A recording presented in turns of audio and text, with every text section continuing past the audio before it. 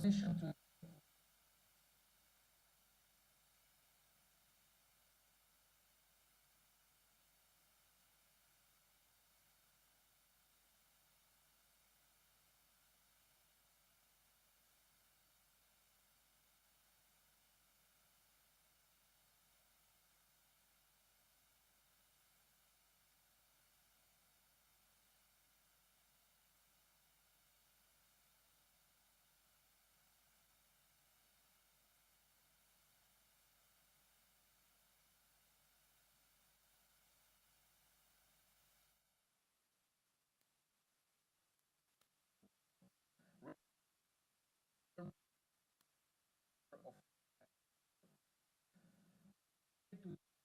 challenging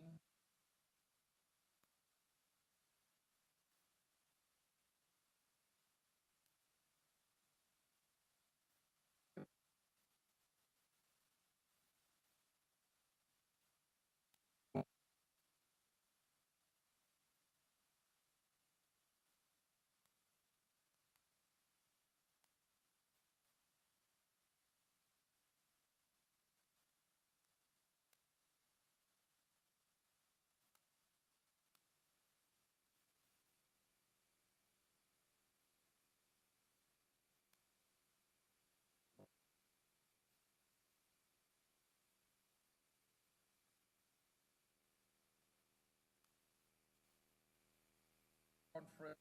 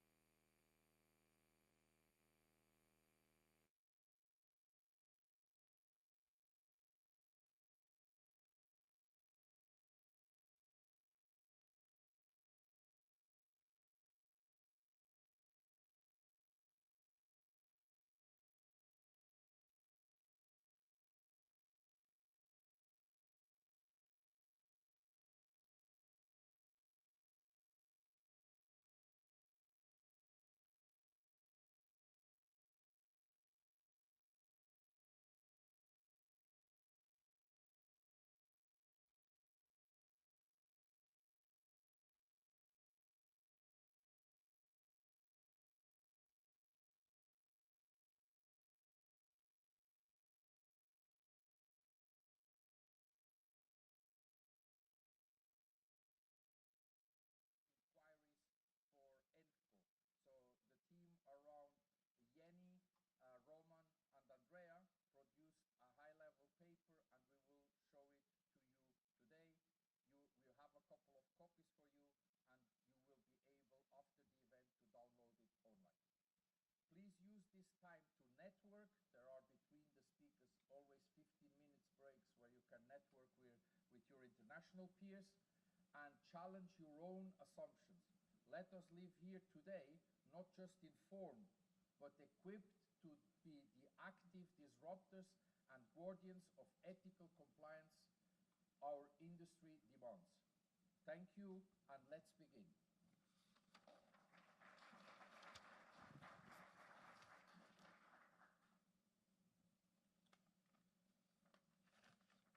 So, here is the overview of the program that you all will have seen. We were to be addressed by the minister that unfortunately cannot be here, but we will have Julian speaking today. Julian serves as Principal Secretary to Minister Fitham KCMP at the Ministry of Justice, Trade and Industry. He has over 20 years experience in the finance and gaming sectors in Gibraltar. He has the privilege of serving as Finance Center Director at the Gibraltar Finance Center Department, and he will address us today. Julian, the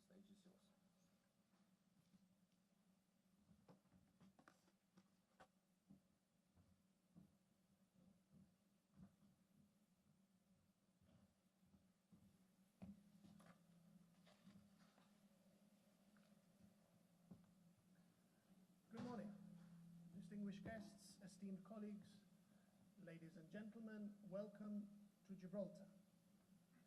It is a privilege to be here with you today. I am honored to address you on behalf of Minister Feetham, who unfortunately cannot be here. He has asked me to extend his heartfelt greetings and warm regards and to speak on his behalf.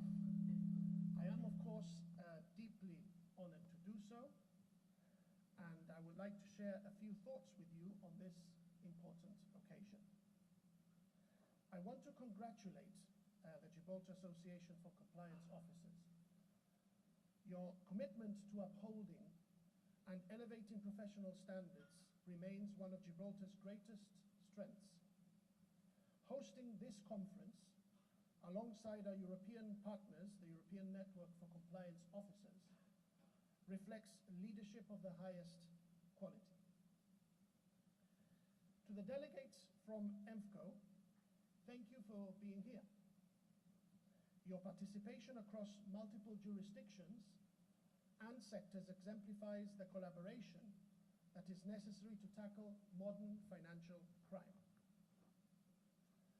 And to our international speakers, Dr. Jose Hernandez, Ben Littleton, and Antonio Baquero, thank you for sharing expertise rooted in real-world experience. Your insights will add immense practical value to today's discussions. Today's focus, combating bribery and corruption, is an area where Gibraltar has consciously positioned itself as a leader. Our jurisdiction has long recognized that credibility is built not on rhetoric, but on consistent implementation of robust governance, regulatory quality, and compliance integrity. This has allowed us to cultivate a strong community of highly skilled professionals across financial services, gaming, and designated non-financial sectors. Our efforts have been acknowledged by respected international bodies, including Manival and the OECD. Manival's evaluations, in particular, have highlighted how effective supervision, enhanced risk assessments, and strengthened enforcement frameworks directly reduce the risks of corruption and corporate bribery by limiting opportunities for illicit financial flows and reinforcing accountability mechanisms. These recognitions are welcome, but more importantly, they remind us that we must remain vigilant. Gibraltar's integrity-first approach is anchored in our values: societal cohesion. Our multicultural community is characterized by stability and trust. Political clarity, our unwavering commitment to self-determination, providing consistent, predictable governance. Professional excellence, UK-aligned education and British standard qualifications underpin our talent base. Economic integrity and innovation.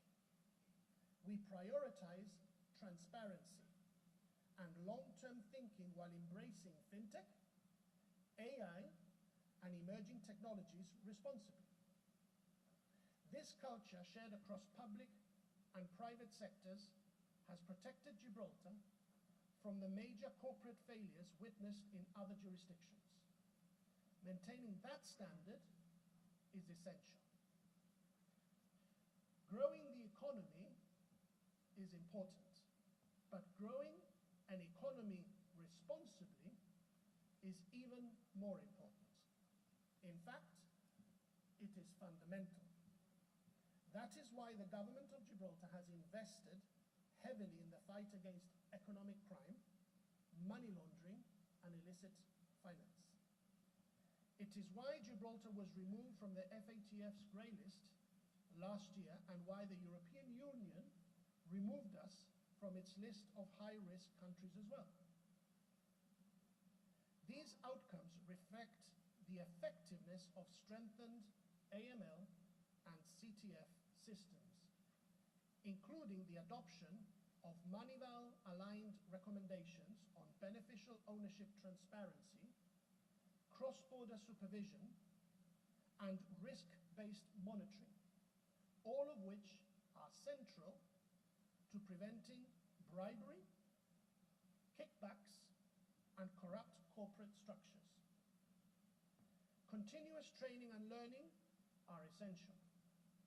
We must understand how global failures occurred, many involving large, reputable institutions. We must identify how early red flags could have been recognized. In this context, today marks the launch of the ENFCO white paper on bribery and corruption. This Europe-wide research effort, supported by contributions from Gibraltar, provides an evidence-based overview of the challenges facing compliance professionals continent-wide. It is a valuable resource for shaping future best practice. Today is also an opportunity to deepen cooperation across European compliance bodies, strengthening the collective resilience of our sector. In a broad context, the UK-EU Treaty on Gibraltar will facilitate cross-border fluidity and provide access to the Schengen area. It will enhance our connectivity and further strengthen our relationships with our European neighbours, relationships we hold in high regard. A consistent message would emerge from today's session. Bribery and corruption are often symptoms of deeper governance problems. You will hear practical guidance that will help transform policy into culture. Effective anti-bribery efforts will require more box ticking. They depend on organizational behavior, shared responsibility, and a commitment to integrity at every level. You will also be encouraged to adopt an investigative mindset. Compliance requires looking beyond surface explanations, challenging assumptions, and understanding the economic substance behind high-risk activities. Sanctions regimes also play a critical role. Whether imposed by the UK, EU, or international partners, sanctions restrict access to financial systems for individuals and entities associated with corruption, thereby deterring corporate bribery, increasing the cost of illicit behavior, and enhancing the traceability of suspicious transactions. When combined with Moneyval-driven supervisory expectations, sanctions frameworks form a powerful deterrent against systemic abuse. Many of you, I am sure, already take this approach. You represent some of the finest professionals in the compliance and risk management sphere. This conference is about strengthening what already works and reinforcing the systems that protect our institutions and our jurisdictions. Your dedication to learning, to sharing knowledge, and to implementing best practice is our greatest defense against financial crime. Take a moment to look around this room. The breadth of knowledge, the range of viewpoints, and the shared sense of purpose demonstrate a dedication as steadfast as the Rock of Gibraltar itself. The Rock stands not only as a geographical landmark, but as a symbol of the resilience and integrity you each contribute to the fight against bribery and corruption. Thank you, and I wish you a productive and insightful conference.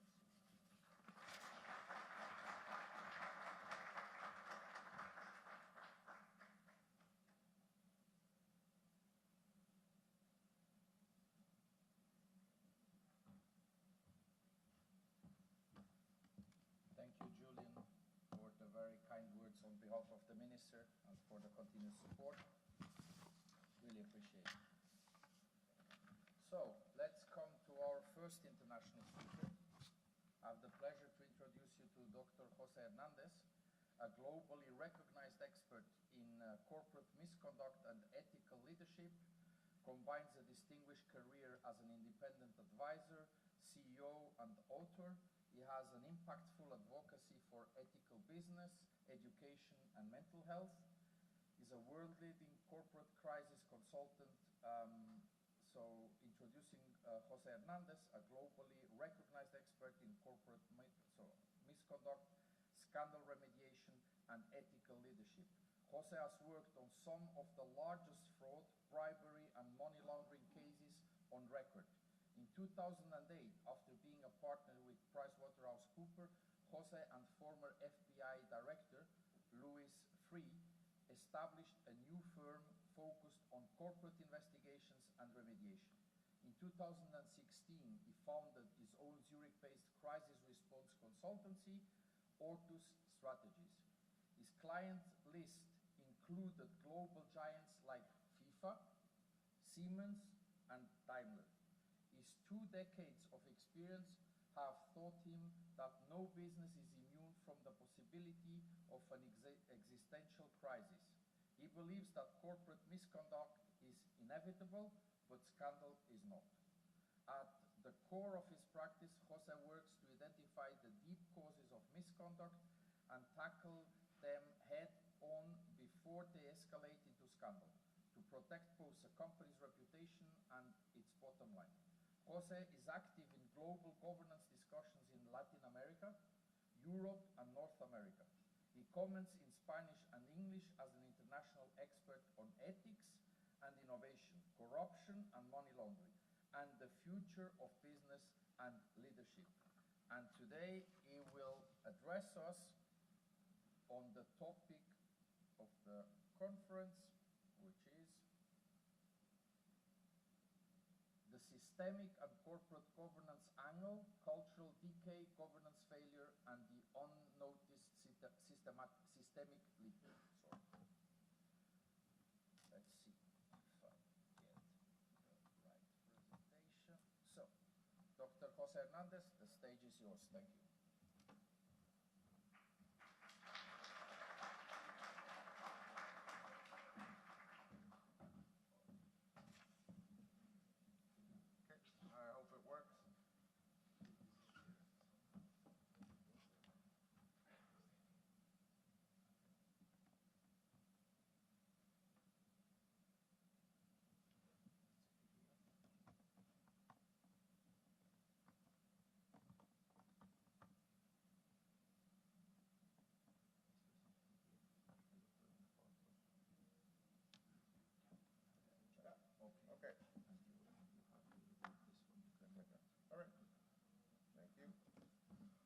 Thank you very much for the introduction, and thank you for the invitation. Thanks to the Minister, Gibraltar, Carlos, and the team.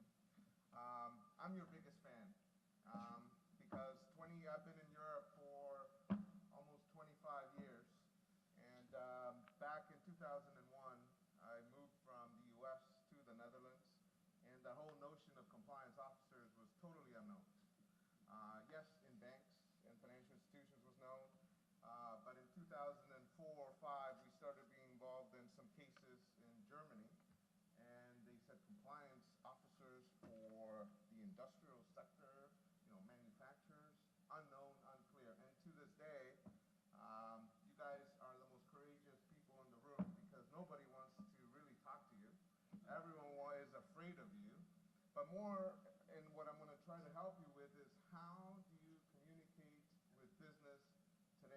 especially as some of your fingers have been burnt with topics like ESG as things with money laundering and corruption. So I'll share some stories with you, and I'll take some liberties, if you may. By the way, this is excellent. This is a really excellent book, and some of it actually, maybe I'm getting old, but not a lot has changed, is what this book actually says. So it's a reminder that we need to do better. And we is a collective we. So let me start with some stories, and feel free to raise your hand if you don't listen, don't understand, or we want to talk about different things. So corruption where you least expect it. So my son, when he goes to school, you know, his friends ask, what does your dad do? And he said, he's in the corruption business, he says, or in the money laundering business. And they say, we knew it, because he looks like somebody out of a narco scene. And it's not just kids that do this. I was explaining that a week ago I was with my wife in an Indian restaurant, and these guys were giggling at the front and said, you look like a star of a show. And then I said to them, because you said that, I can't give you my autograph. But where do you expect it? I was born in El Salvador. You expect corruption there because it's everywhere.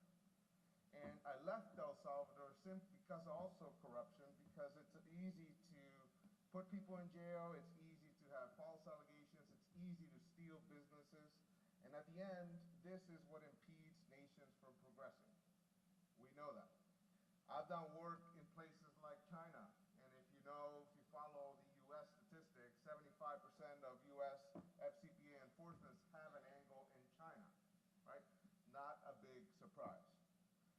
What you would be surprised is where I have worked.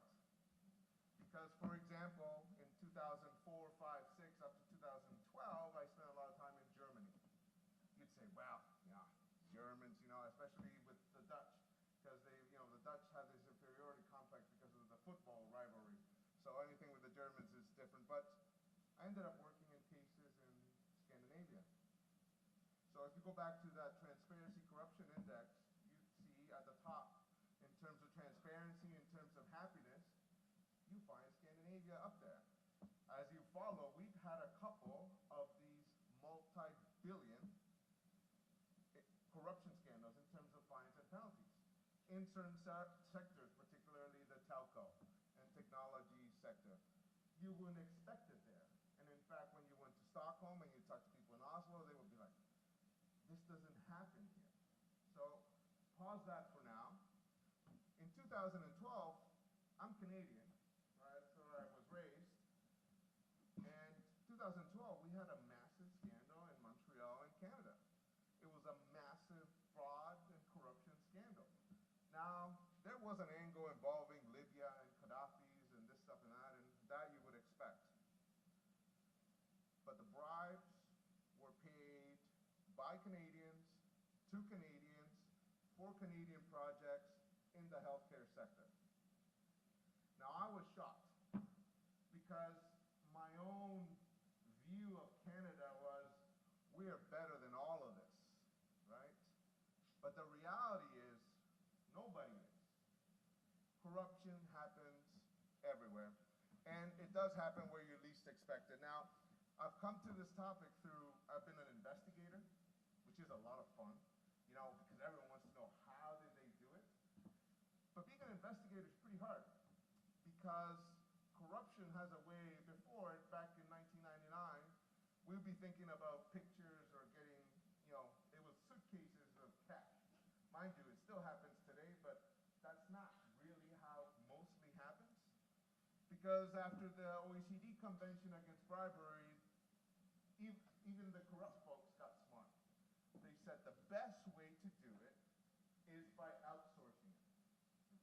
By outsourcing it to intermediary, outsourcing it to agents, outsourcing it to third party, and to those that you least expected, including your main suppliers. And it happens, and the way you do it is to say, I need a favor. And it always starts with a favor.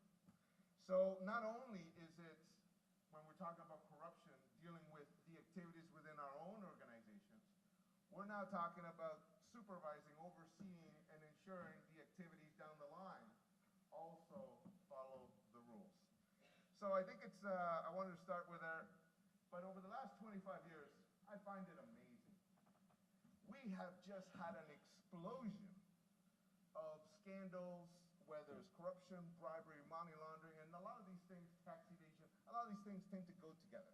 Because if you commit, for example, tax fraud, you got to move the money from A to B.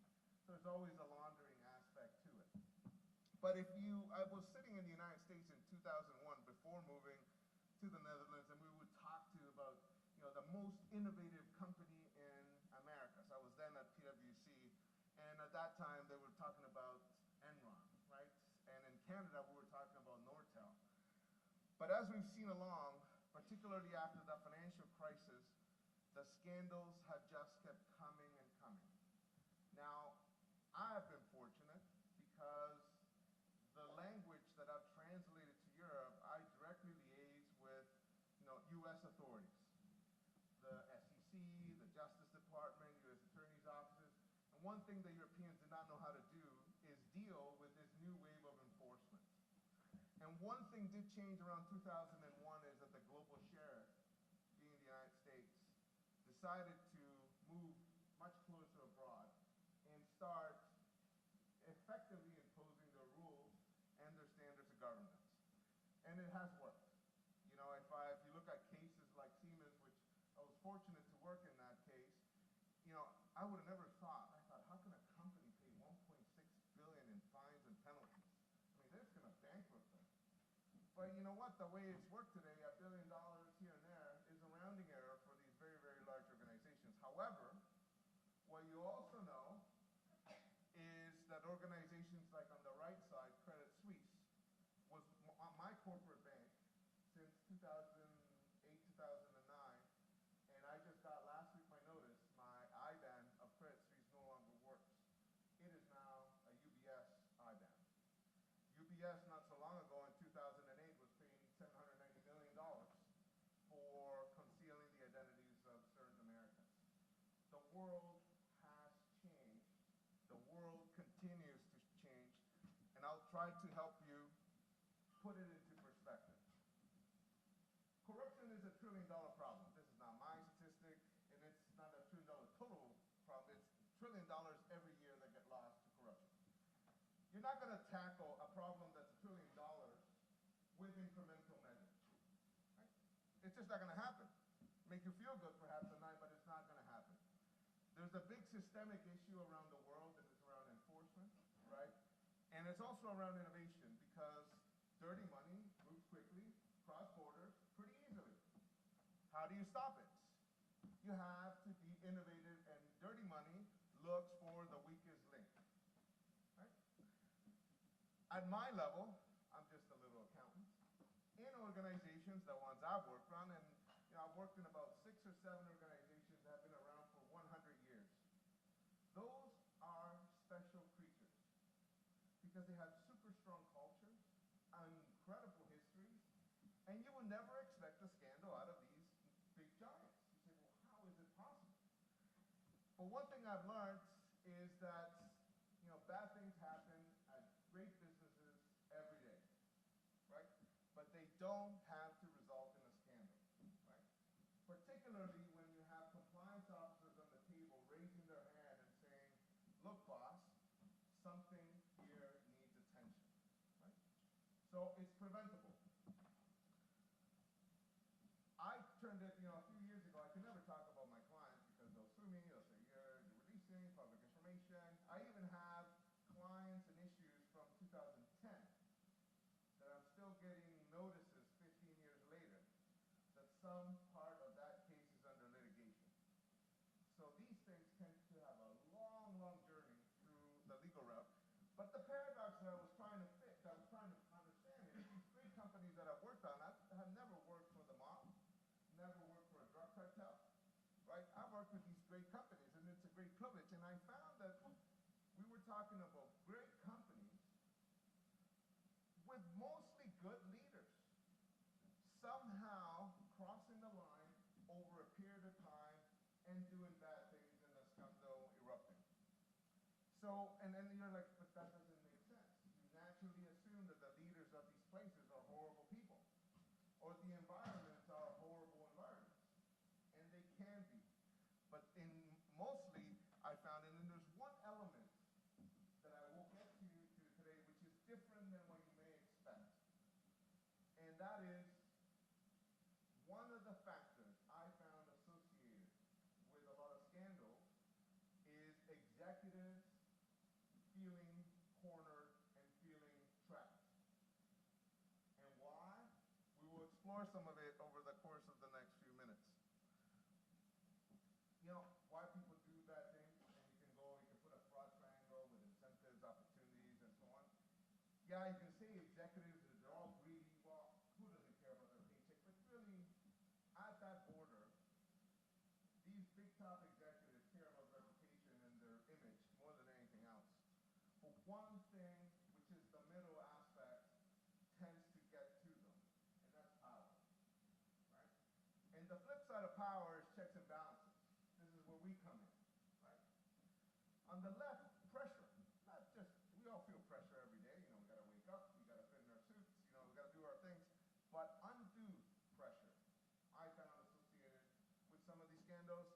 And look, nobody wakes up in the morning and says, we are going to cheat. We are going to steal $100 million. And by tomorrow, we'll be celebrating in a yacht somewhere in Africa. It never happens in a single step. So all these white-collar crimes, economic crimes, corruption, bribery, happen over little steps over a long period of time. So, and there were always some common denominators. Whistleblowers was a common denominator. Reports by internal audit or investigators was a common denominator. And you'd say, well, can people be that stupid that if they knew for 5 years that there was an issue, and then they just didn't respond to that issue? And a lot of it just boils down to sometimes I sent an internal auditor to do a desktop review of an issue, and they do a desktop review of an issue, but they didn't find anything because they didn't actually get access to emails, they didn't have access to underlying records, they didn't have access to underlying third parties. So sometimes we just want to feel good that we've addressed the issue. So when the issue comes up in the following year, you're like, okay, but didn't we look at this last year? And then it comes up in the third year, or when the second or third year, you know, internal audit, compliance, or risk, or somebody has said there's a remediation plan, and nobody follows it, what message does that send within an organization? So there's some common denominators that I want to talk to you, and you know, it's very hard to say exactly why things go wrong, but there's some common denominators. So in 2019, you know, I went to, you know, like Harvard does a great job of going and talking to big companies and big executives, of course, want to talk about all the great things that they did when they were at their companies. But I went to talk to these profs, and I said, you looked at SNC Lavalin, you looked at Siemens, and oh, emergency? Ship's on fire? Continue or stop?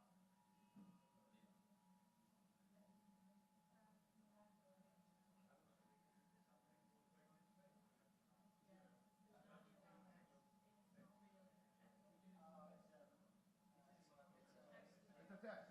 All right. It's an alert. Yeah, okay. All right. So they boiled it down to, you know, simply a lot of things contributed to a scandal, but they sort of said it really boiled down to leadership and really boiled down to corporate culture. And obviously standards, procedures, and all those things contributed. I came about it and found something similar in a different way. As I looked at it like, oh, there we go again.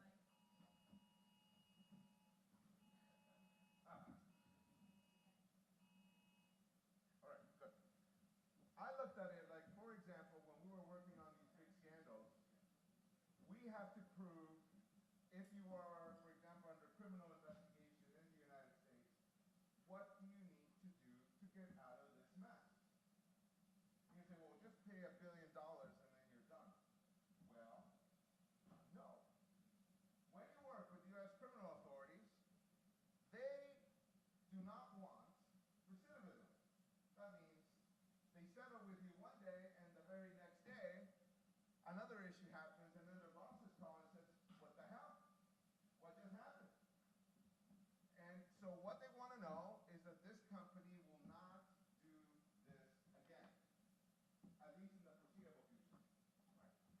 So what we ended up trying to do with lawyers and accountants and companies is addressing three primary things. And the first is the culture, right? The culture. And whether you call it toxic or you call it something else, people at one point stop seeing all the warning signs, stop responding, so you have to prove that the culture has changed. How do you prove that the culture has changed? Changing the top leadership team, changing the board, adding 500 compliance officers if you need to do that around the world, doing a lot of testing, doing a lot of procedures, but you have to change the people side of it. That's the first. The second part is, when you end up with structures and procedures and protocols, sure, you say, well, there was an override of internal control. There was this, there was that. But at the end of the day, you have to improve the risk and compliance mechanisms in an organization. You have no choice but to address it because that is what at the end of the day is very important. The hardest part about this, not training, not communication, not the policies, not the procedures. What's the hardest part of to strengthen the structures in an organization, the compliance structure? That's a question. What's the hardest part? People, yeah. What else? Mindset, yeah. In terms of areas, speak up, whether by whistleblowers or whatnot. Third parties. Third parties are a pain in the neck. Because there's organizations that if you ask them, how many third parties are you dealing with? Whether in the sales, distribution, or other types of partnerships, and they simply cannot tell you. And they're all over the world. We could be talking about hundreds of thousands. Do you do any screening on them? Do you do any due diligence? Do you have any contractual terms? Do you follow through on them? Because if you remember, with corruption, we're always looking for the weakest link, right? And they tend to be people and third parties. Sometimes you end up with a risky strategy. So, for example, Canadian companies thinking that we're going to go into business in construction or engineering projects in Brazil, and we're going to be really successful. Good luck, right? Super challenging, even if you are an established player. Super risky, right? So sometimes they would think, oh, we'll just have a nice business partner to do this for us. Doesn't really work. So sometimes the strategy that these leaders implement, we want to grow in emerging markets, we want to be tripling in size in a certain area. There's a cost to compliance in some of these. And that cost is not put in that business case to go into the markets. Yeah? That is not seen. That is just assumed somebody will take care of it down the line. Yeah? And that somebody turns out to be too late. There's another element, and I'm going to give you an example from the automotive sector, that it took me even longer to realize what was going on, and that's the element of disruption. And I'll clarify this for you. So, if you look at what's happening today, and it's happening around the world, I can't recall a period that's as chaotic and as disruptive as we have today. Particularly on the geopolitical front. We used to have a rules-based order. We used to have a global sheriff that was predictable from the other side of the ocean. And, we have in the Netherlands where I live, we had this company Nexperia, which by a bunch of missteps effectively has been dismembered. Because the American side say, we have to extend our export controls. The Chinese side say you expropriated a Chinese company. In the meantime, automotive companies don't get chips. Overnight, your business model could go and become obsolete, or you could be dismembered. Technologically, with AI, with cyber, and all synthetic, a lot of models are being upended. And of course, we've been fighting this whole climate change debacle, which of course has implications with how we do business. And you're seeing it today with ESG. But let me bring it to my world, which is what I understand the most. And I'll give you the example of the automotive sector. When you look back at 20 years in the automotive sector, when we used to go and try to clean up messes in China in the late 2000s, China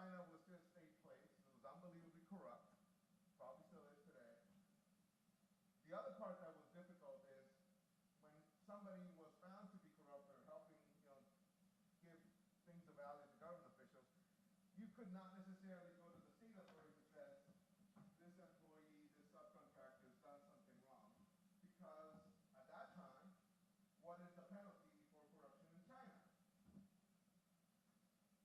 So we're like, human rights. So in that environment, in 2008, like, why were people so much in China? Western automotive players particularly, cheap labor, great automation, and a huge, enormous market that was growing. European automakers were making billions and billions of profits every year from the growth of all these hundreds of millions of people that were coming out of poverty, right? So China went, and at that time in 2008, this company, BYD, they always come with these funny names for these companies, and Build Your Dreams, it called, and they got into, their first petrol vehicle in 2005. They used to do batteries before. And you're like, they never will stand a chance against the Audis and BMWs. They'll just be a local market or a local provincial brand. But what's happened is, if you fast forward the BYDs of today, do you know what BYD does today? They're probably the single largest electric vehicle manufacturer. They got ships ready to dump all their cars here in Europe because their EVs are great. They look good, and they're attuned to what Chinese consumers want, which is tech. They're a young market that loves tech. And China made a big bet in terms of clean energy, which is batteries. So they were able to perfect that technology, bring the cost level down. We should actually say thank you to them for doing that on our behalf, because we can do it over the cent cheaper. What does that then mean? Now, that's the extremes. Now, what's happened in the middle?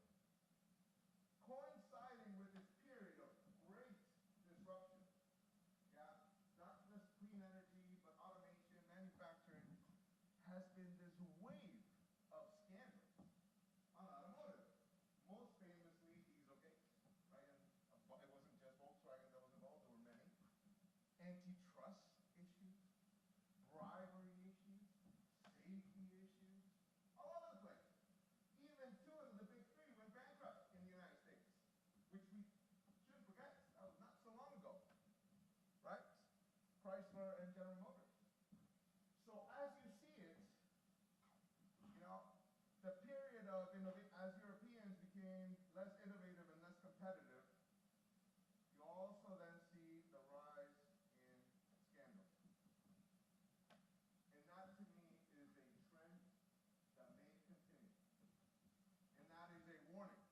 And that's particularly why I'm mentioning it here, because as executives get cornered or pressured, they're bound to take a shortcut. Because it's easy to take a shortcut. It's human to take a shortcut. And not because they're inherently bad human beings. So what does that then mean? The potential for corruption is going to go up.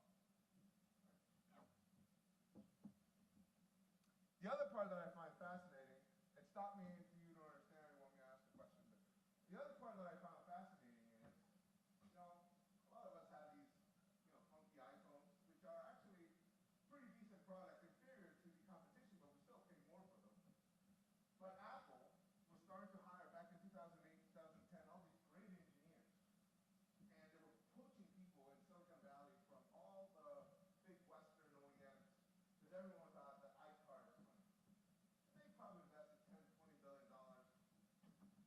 And as you've seen, 2024, they just said, we've canceled the project. Traditional auto manufacturers will spend 7 to 10 years to bring a new model to the market. Not just a new car, a new model. Or at least the German ones were. In 2021, a cell phone maker in China said, we're going to make a car. Because a car to us is this on 4 wheels. And because of the advances in automation and the commoditization of a lot of things that go into automotive, and battery EVs require a lot less parts than a combustion engine, they're like, we're going to do it. They've done it, and largely successful, and producing hundreds of thousands of of merging of sectors and disruption. And yeah, and one of the risks is, of course, that we're becoming trapped. And the biggest risk is not that we're not building the internal controls around these areas. The biggest risk is that the decisions that senior managers are taking today are short-sighted, are meant to survive to the next quarterly return, right? Are meant to do incremental things when the world is not demanding incremental things. Innovation is not an incremental thing you do, and it's not something that you do quarter to quarter, it's something that you grow over time. So failure to iterate to me and means we are falling behind, which also means we're going to feel more pressure, which also means the risk of issues in the future is higher. Changing of the laws, and as you've seen, some of them mentioned yesterday in terms of ESG, it's a disaster. It's a disaster. One day we have an EV credits and subsidies, the next day we don't. How on earth, if you're in a business, to predict the next 5 to 10 years, can you make investment and business choices when you don't even know the laws that are going to apply the next quarter? It's tough. But actually, we know how to do that. Because what did we just do during COVID? During COVID, we were caught with our pants down and we knew how to respond. We just need to take that same playbook and just say COVID was not a one-time thing. It's just a way that we need to look at risk and compliance. The capital market pressure is not going to change. That continues to this day. Sometimes people say, well, in the automotive sector, were the automotive that stupid that they couldn't see that there was this move to clean energy, this move to batteries? Wasn't in fact in the 1880s the first vehicles that were battery operated were invented in Europe? Wasn't it like Project Prometheus in the late 1980s where we were exploring automated vehicles, autonomous vehicles with a band, with the technology that we had back then? Didn't we all see this coming? Yes, we all saw it coming. But we just don't know in terms of the future when it's really going to arrive and how. So it's not that we cannot predict the future, it's just we cannot predict the timing and the steps that will require. Who would have predicted that the United States overnight would have said no more clean energy? That's a hoax. Now, reality is that's changing the whole landscape in the world. So a lot of these things do happen, and as I went back and said, well, what's the best advice can I give people? Is look, if you want to institutionalize good conduct in a company, focus on big buckets of issues, right? The first one is what you guys know best. Effective risk, compliance, and control structures as an account. Love this stuff, right? And it's a lot of hard work. What part of this is difficult? Third parties. Externalities and third parties. As you see externalities with ESG, and as you see with third parties, imposing your values or your expectations on third parties is tough. On your joint ventures, it could be almost downright impossible, right? So that's tough. Having the right strategy, yeah. You're like, we're not strategic experts. Well, the business is. But these disruptions that are happening changes where value is. Changes whether your product that has a premium today is a commodity in the future. You have to understand that. And the last is about people, of course. You just have to have good, sensible people at the top. But what is good, sensible is beyond just intelligence. People that listen. When you say, boss, I have a problem, we have a problem. Or boss, this manager constantly does not respond to these remedial measures that we've all agreed. If they don't respond to that, or they only respond incrementally, the message gets out, this person is untouchable. We end up with a superstar that's untouchable. Superstars that are untouchable goes back to our PowerPoint issue is dangerous. But adding that whole bit about disruption, we have to understand these major disruptions and how it affects the risk map of the business. And it's not an academic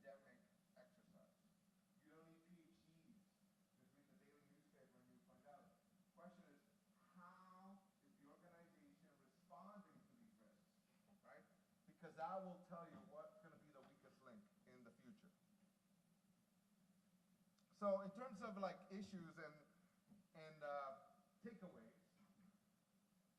for you, keep an eye on your superstars.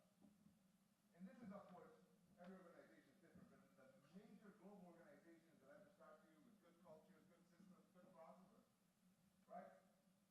What can I really tell you? It's the superstars that got them into trouble. Because they were the rainmakers, they were the superstars that were supposed to get a light touch because their future growth and profit depends on them, right? Second, complexity. You want to hide something? Use complexity. Multiple jurisdictions, multiple structures, multiple contracts, purchase orders in different ways. Because by the time people get into it, for any auditor or investigator, they won't figure it out. And outsourcing it, by the way, to somebody else to do the dirty work is even better. How do we catch a lot of these folks? It used to be emails. Now we have to actually get into WhatsApp, right? And actually, people could say, yeah, 20%. I'm willing to do a lot of this stuff. Yeah, nobody will ever find out. Where's the truth? You can do all the metrics you want. The incidents, the allegations, the indications. That's where the truth comes in, right? Because then you start testing the mettle of management. A lot of topics, corruption tends to be a big taboo in most organizations. Dealings with agents, dealings with a certain joint venture. And it's these taboo areas that you gotta open up. Easier said than done. What I also don't understand, particularly in Europe, there's not a lot of free flow communication between different, what I call gatekeeper departments, or between the board and the compliance officer, or the audit committee and the compliance officer. A lot of this, we're in this whole thing together, this whole big governance map. It's a team sport, right? So they must want it, and we must give it to them. So constant communication helps us, and of course we have disruption. So one of the parting thoughts to you today is in terms of, sometimes we say, well, how can people have been so stupid? In hindsight, it's always really easy to say. And sometimes within businesses, particularly in the automotive, you can say, well, how could they have let that go? And when I look back, it's sometimes the risks and the choices taken at that point in time made some sense. But right now, when we look at how the world has changed and will continue to change, that good thinking is not necessarily the best thinking that we need to move forward. So instead of belaboring the topic of, we made a mistake, and someone just say, it perhaps was good thinking back then, but what are we going to do today as we plan and we execute into the future? That was it in terms of my comments. I hope I didn't shock you a little bit too much. I found, some of the stuff that you had in this booklet about enforcement to be really important. And particularly when our global sheriff out of Washington, D.C. is on vacation or working part-time, whichever version you want to call it. A lot of these major corruption cases that you've seen that with billions in fines and penalties, they require 19, 20, 25 different authorities to work together to make a case. These are difficult things to do, right? So we can do our part within organizations, but of course we do rely on folks, on the government side to do theirs too, right? And that's a joint play. But here, at least from my perspective, is we can do a lot within organizations to hold ourselves to a different standard and make sure that while we're operating in this house under these brands and reputations that we keep that integrity intact.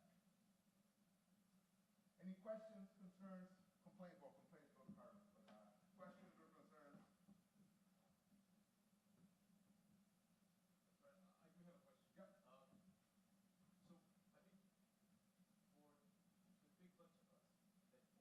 small institutions, sometimes corruption is not easy to see.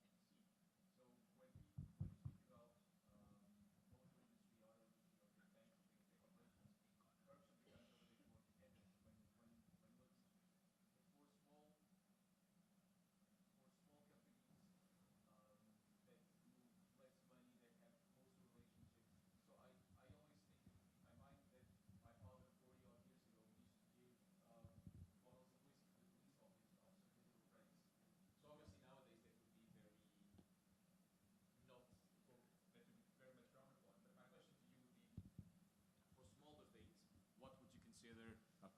what would you consider that are the points to watch for when you're looking for corruption in small things?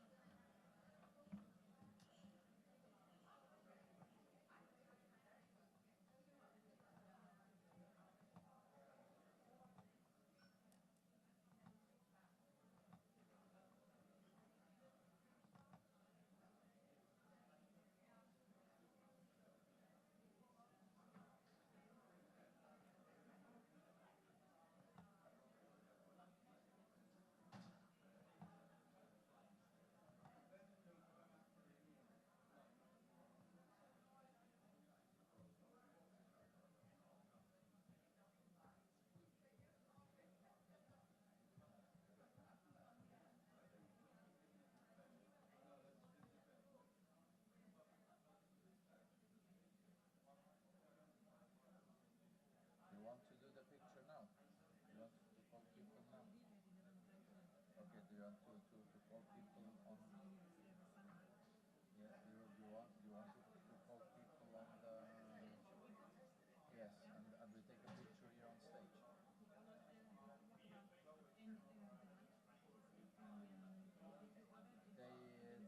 She's no, she's coming down right now, and we're gonna have the launch part ready. Tell you.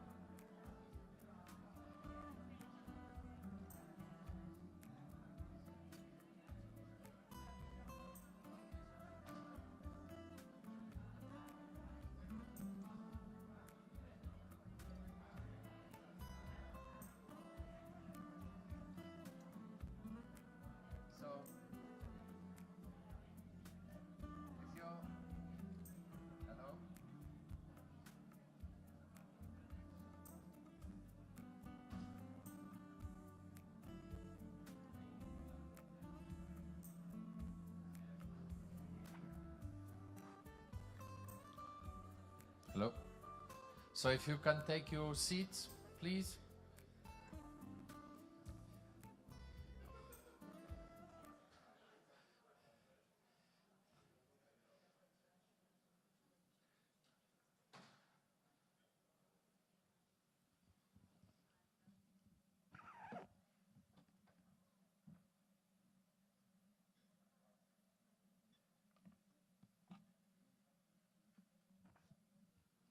So let me introduce you to Ben Littleton, who is a British author, penalty coach, and football club co-owner. His work explores the deepest structures that shape success in sport, particularly the organizational dynamics that underpin high-performing teams and ethical leadership. Best known for books like 12 Yards, The Art and Psychology of the Perfect Penalty, and the Football School series, Ben blends storytelling with an understanding of behavioral science, psychology, and team culture. He knows how leadership, communication, and values can drive sustainable success in football and other industries. In Edge, Leadership Secrets from Football's Top Thinkers, Ben explores how to win with integrity, and as a football club co-owner, he understands how the right cultural foundations can help teams combat systemic dysfunction and ethical failure. Ben has worked with some of the biggest organizations in sport, creating content and advising on leadership development and values-driven success. His work continues to influence how teams operate and why that matters. And is going to address us on the topic, the behavioral and team culture angle, the social dynamics of corruption, groupthink, and creating a high-integrity team culture.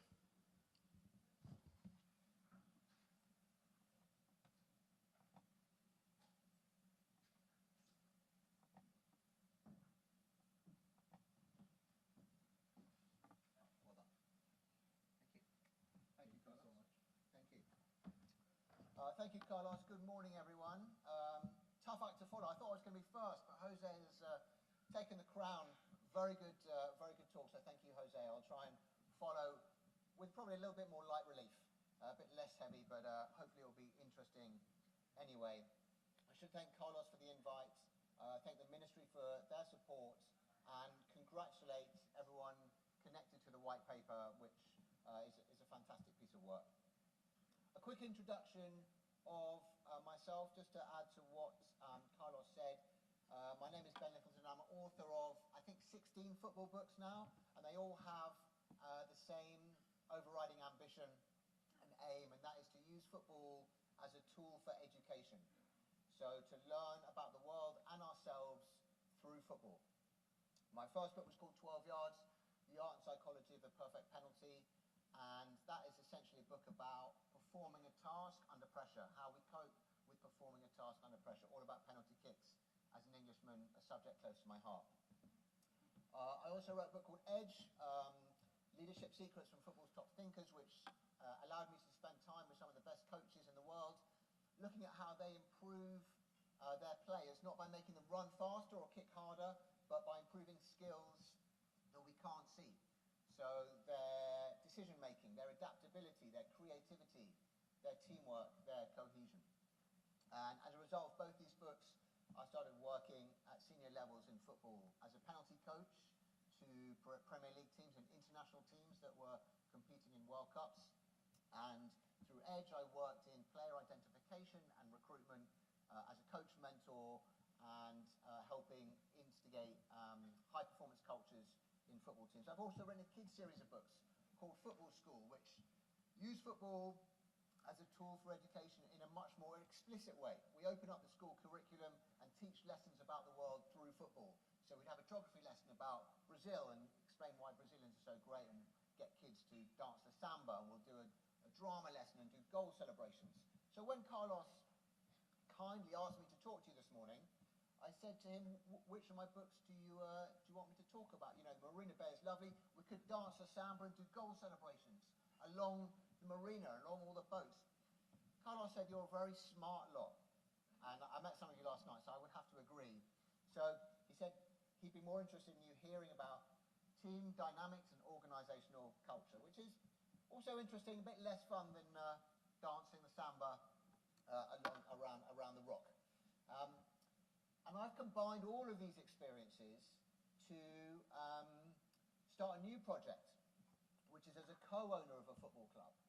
And because of my passion for education through football, I found a club that had education in its very DNA, in fact, in its name, because the name of the club is called Academics Bowl Club. They're based in Copenhagen in Denmark.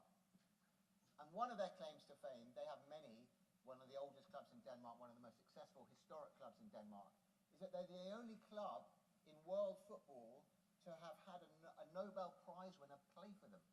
And that is Niels Bohr in 1921, who was apparently a terrible goalkeeper for the team. And one of the reasons why the consortium that I helped put together invested in this club is because of this report in Transparency International, which says that Denmark is one of the cleanest and most honest places to do business. Although Jose has now said Scandinavia is riddled with corruption, so I'm a little bit worried about what's around the corner. The team is doing quite well. If you're looking for a second team to support, we're in a division called 2 Division, and as it stands, we're top of the table, just about to go into the winter break for 4 months. So that table is going to stay for 4 months, so I can look at that with a bit of joy. But today I'm really going to talk about football and take some lessons from my specialist subject, my passion in football, which is a niche subject. It is penalty shootouts and penalty kicks.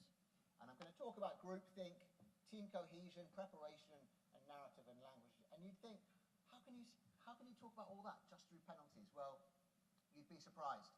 And you may not learn too much about corruption in my talk, but you will learn a lot about penalty kicks. So you'll all leave the room as a penalty expert. And my story in penalties started as a young teenager watching England play in the World Cup. And in 1990, England lost to Germany on penalties. And after the game, the coach at the time, Bobby Robson, said, well, in the end, nobody beat us in open play. The next time England were in a shootout, it was 1996, and England were hosting the European Championships. And they actually won a shootout. They beat Spain in the quarterfinals. But then in the semi-finals, they played Germany again. And they lost that shootout again. And this time, it was Gareth Southgate who missed the decisive penalty. And it turned out he'd never actually taken a penalty before. Well, he'd only taken one penalty before in his life, and he'd missed it. 2 years later, England were in another shootout, this time against Argentina in the World Cup. They lost that, unsurprisingly. And the coach at the time, Glenn Hoddle, said you can never recreate on the training ground the circumstances of the shootout. And then, to Carlos's pleasure, in 2004 at the Euros, England lost another shootout, and Gary Neville said penalties are a lottery. 2 years later, England played Portugal again in the World Cup, and surprise, surprise, lost another shootout. And this game is quite significant because in this game, England's best player, Wayne Rooney, was sent off after an hour. So Portugal had 30 minutes of the match and 30 minutes of extra time in which to try and score a goal to win the game. But they decided not to do that. They played very defensively because they thought they would have a better chance of winning the penalty shootout, because they knew that England was so bad at penalties. And Sven-Göran Eriksson was the coach, said, when it comes to the pressure, we're not good. So we're hearing the same story again and again. We're not good, it's a lottery, we can't do it. Same happened 6 years later in the Euros against Italy. Roy Hodgson said, you can't reproduce it. The pressure, the nervous tension, the practicing didn't help. So it was this point where the national trauma of penalties for the English team had come through to the fans. Everyone in the country was convinced that England were terrible at penalties, that penalties also were just a lottery. And the papers were saying the same thing over and over again. England players are terrible at penalties. And that was the point I decided to explore this. And Julian said in his introduction that compliance officers basically need to have an investigative mindset to challenge assumptions. And I I took on the mindset of the people in this room, the compliance officers and experts in this room, and I challenged the assumption that penalty shootouts are a lottery. Is that true? Could it be true? I mean, England at this point had lost 7 out of 8 shootouts, and everyone was telling us that there's nothing you could do. Well, I spent the next 2 years traveling the world and speaking to experts, goalkeepers, strikers, coaches, psychologists, performance analysts, data analysts, to see if penalties were a lottery. And guess what? It turns out they're not. There are ways in which you can improve your chances of winning a shootout. Can't guarantee you win, but there are ways you can improve it. So I wrote a book about it. 480 pages, took 2 years, called it 12 yards, and I was very happy because I thought this could help England finally win a penalty shootout, and it could give them a competitive advantage in the next tournament. So it came out, people liked it, that was good, but then other countries got the same idea, and it got published into different languages. So I thought, oh no, we've just lost the edge that I've given the England team, because now the Italians and the Germans and the French can also read it. But after that, I did keep an eye on what was happening with the England team and penalties. And sure enough, England at the next World Cup in 2018 were in a penalty shootout against Colombia, and they won it. And they used some of the tips that were in my book to help them win that shootout. So I thought we could be onto something here. I need to keep an eye on things. 1 year later, they won another shootout. That's 2 out of 2 since my book has come out. I was really excited about this. So hopefully we were onto something, and you could see that they were taking on some of the lessons from my book, which I'll talk about a bit later. And then they played a final in Euro 2020, a big game at Wembley, and they lost. But remember, I said I can't guarantee you win, but I can improve the chances. But what was very, very different about this defeat was what the coach said after the game. Because he said, it's down to me. It's my responsibility. I chose the guys to take the kicks, and in terms of the penalties, it's my call. It rests with me.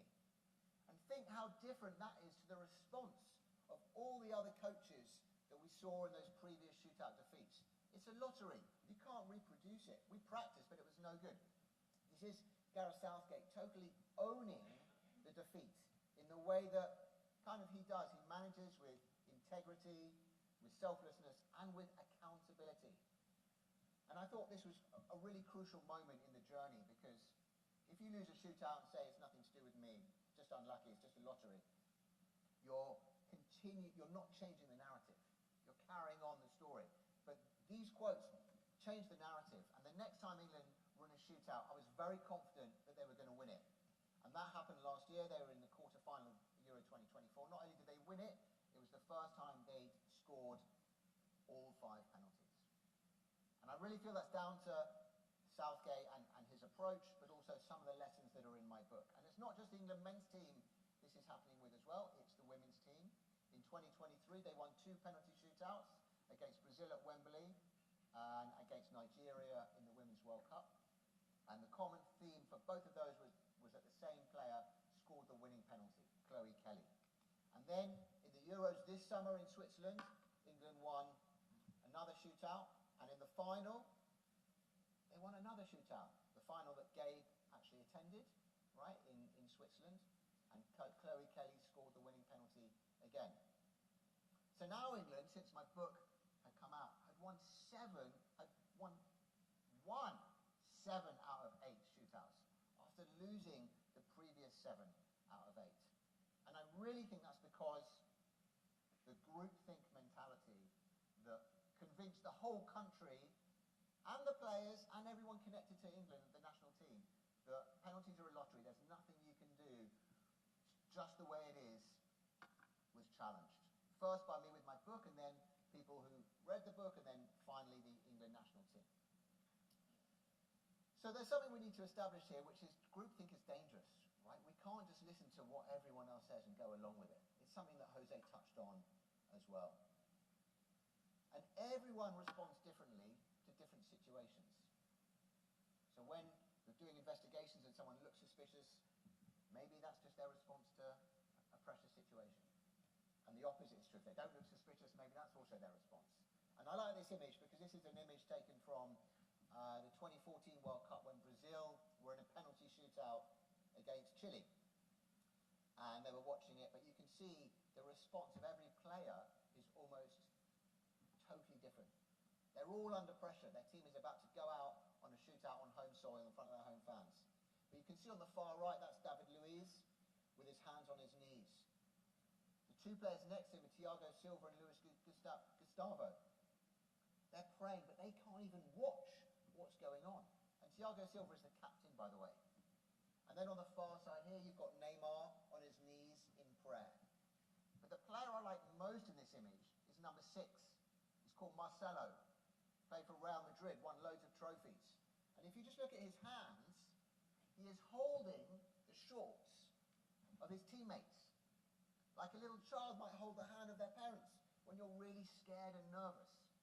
And it's just how everyone responds to pressure in a totally different way. And it turned out Brazil won this shootout, and 3 of the scorers were David Luiz, Marcelo, and Neymar.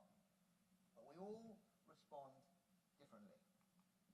And at this point, I need to make it clear that failure in a penalty shootout is not the same as bribery and corruption in an organisation. Of course it's not. But the patterns of behaviour that the England team was showing during this 24 years of hurt and trauma and pain and defeat showed the classic hallmarks of normalised corruption, which is something that Jose also mentioned. The institutionalisation that an act becomes embedded in routines and accepted process. So it's just how we do things. It's just how it works. This is the way it is. The rationalisation from the leaders in the group.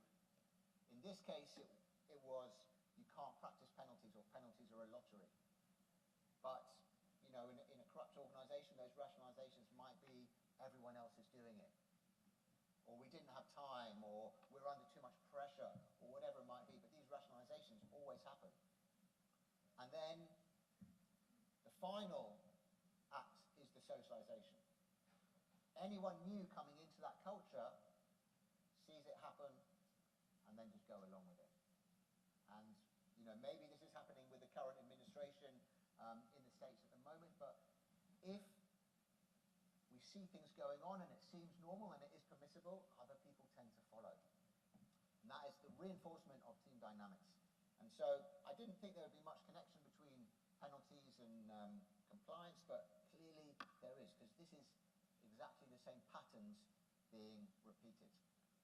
And of course, groupthink is simply the desire for harmony, which causes individuals to suppress doubt. So we get conformity, that leads to silence, and that leads to normalization. And the symptoms of groupthink are clear. We can see them here, the illusion of invulnerability. When you believe that the group can overcome all the obstacles in its place, in its space. The collective rationalization of the warnings that might challenge the group's assumptions by ignoring or discounting negative feedback. The inherent morality that you allow members to ignore the consequences of their actions. Stereotyping others who oppose the group as weak, biased, evil, maybe even incompetent. The pressure to conform if the ideas are different in the group. There's self-censorship of ideas that deviate from the consent and illusions of unanimity, where silence is seen basically as agreement. And there's one more, which is mind guarding, where members protect the group from any contradictory information that may be coming in. So these are the symptoms that we need to be aware of, and it's still happening in football, and it's still happening in penalties. Because this is the France team that has lost 5 of its last 8 penalty shootouts. They lost in the Euros to Switzerland. They lost the World Cup final in the last World Cup to Argentina.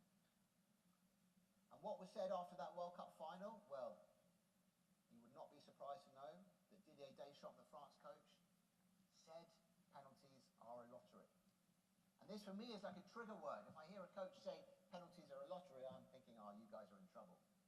Because you need to change the groupthink. The goalkeeper also said it, he's also the captain. And the federation said we need some help. But Didier Deschamps said we cannot recreate a real penalty shootout on a psychological level. These are words I've heard for 30 years. And I'm scarred as an Englishman, and now finally we're over that. So how can we actually tackle this issue in all organizations?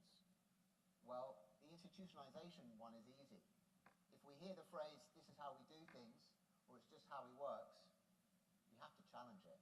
You have to speak up and challenge it, or at least create some kind of structured dissent where it's possible. And peer challenging or reverse mentoring is one way to do that. The rationalization element is also clearly really important. If a leader says, well, everyone else does it, that needs to be challenged. We need to question the power structures and these entrenched habits. And the failure of Gareth Southgate to score that penalty against Germany in '96 allowed him to learn and correct it. And I think if England had another coach that hadn't done that, that might not have been possible. And of course, the socialization aspect is very important because everyone else sees those cultures. So when I'm working in a club and I see certain standards, certain cultures sort of be allowed, be permissible, that affects everyone. You can define culture with the word, this is how we do things. This is how we behave. And if some things are not acceptable, not allowed, then they shouldn't be. So team cohesion is another part of building organizational teams that succeed in a really important way, but it is hard because it's intangible. It's difficult to measure and it's difficult to make it work. And when I was writing about team cohesion in my book Edge, there was only one place I had to start, and that was a team in Spain called Athletic Club de Bilbao. And I spoke to their sporting director, and he said to play for this team means you identify with an idea. It's not just the team in the city, it represents a philosophy. And I don't know if you know what that philosophy is, but this team is famous in world football because they will only play players from their local region, from the Basque region. That region is really small. It's actually only 3% of the territory of Spain and makes up 6% of the population of Spain. So while every other club in the world is buying South American forwards, African midfielders, or Asian defenders, or just players from all over the world, these guys are shopping in a tiny, tiny pool. Tiny pool. And you'd think it would be a huge disadvantage. Also, they're really good at penalties.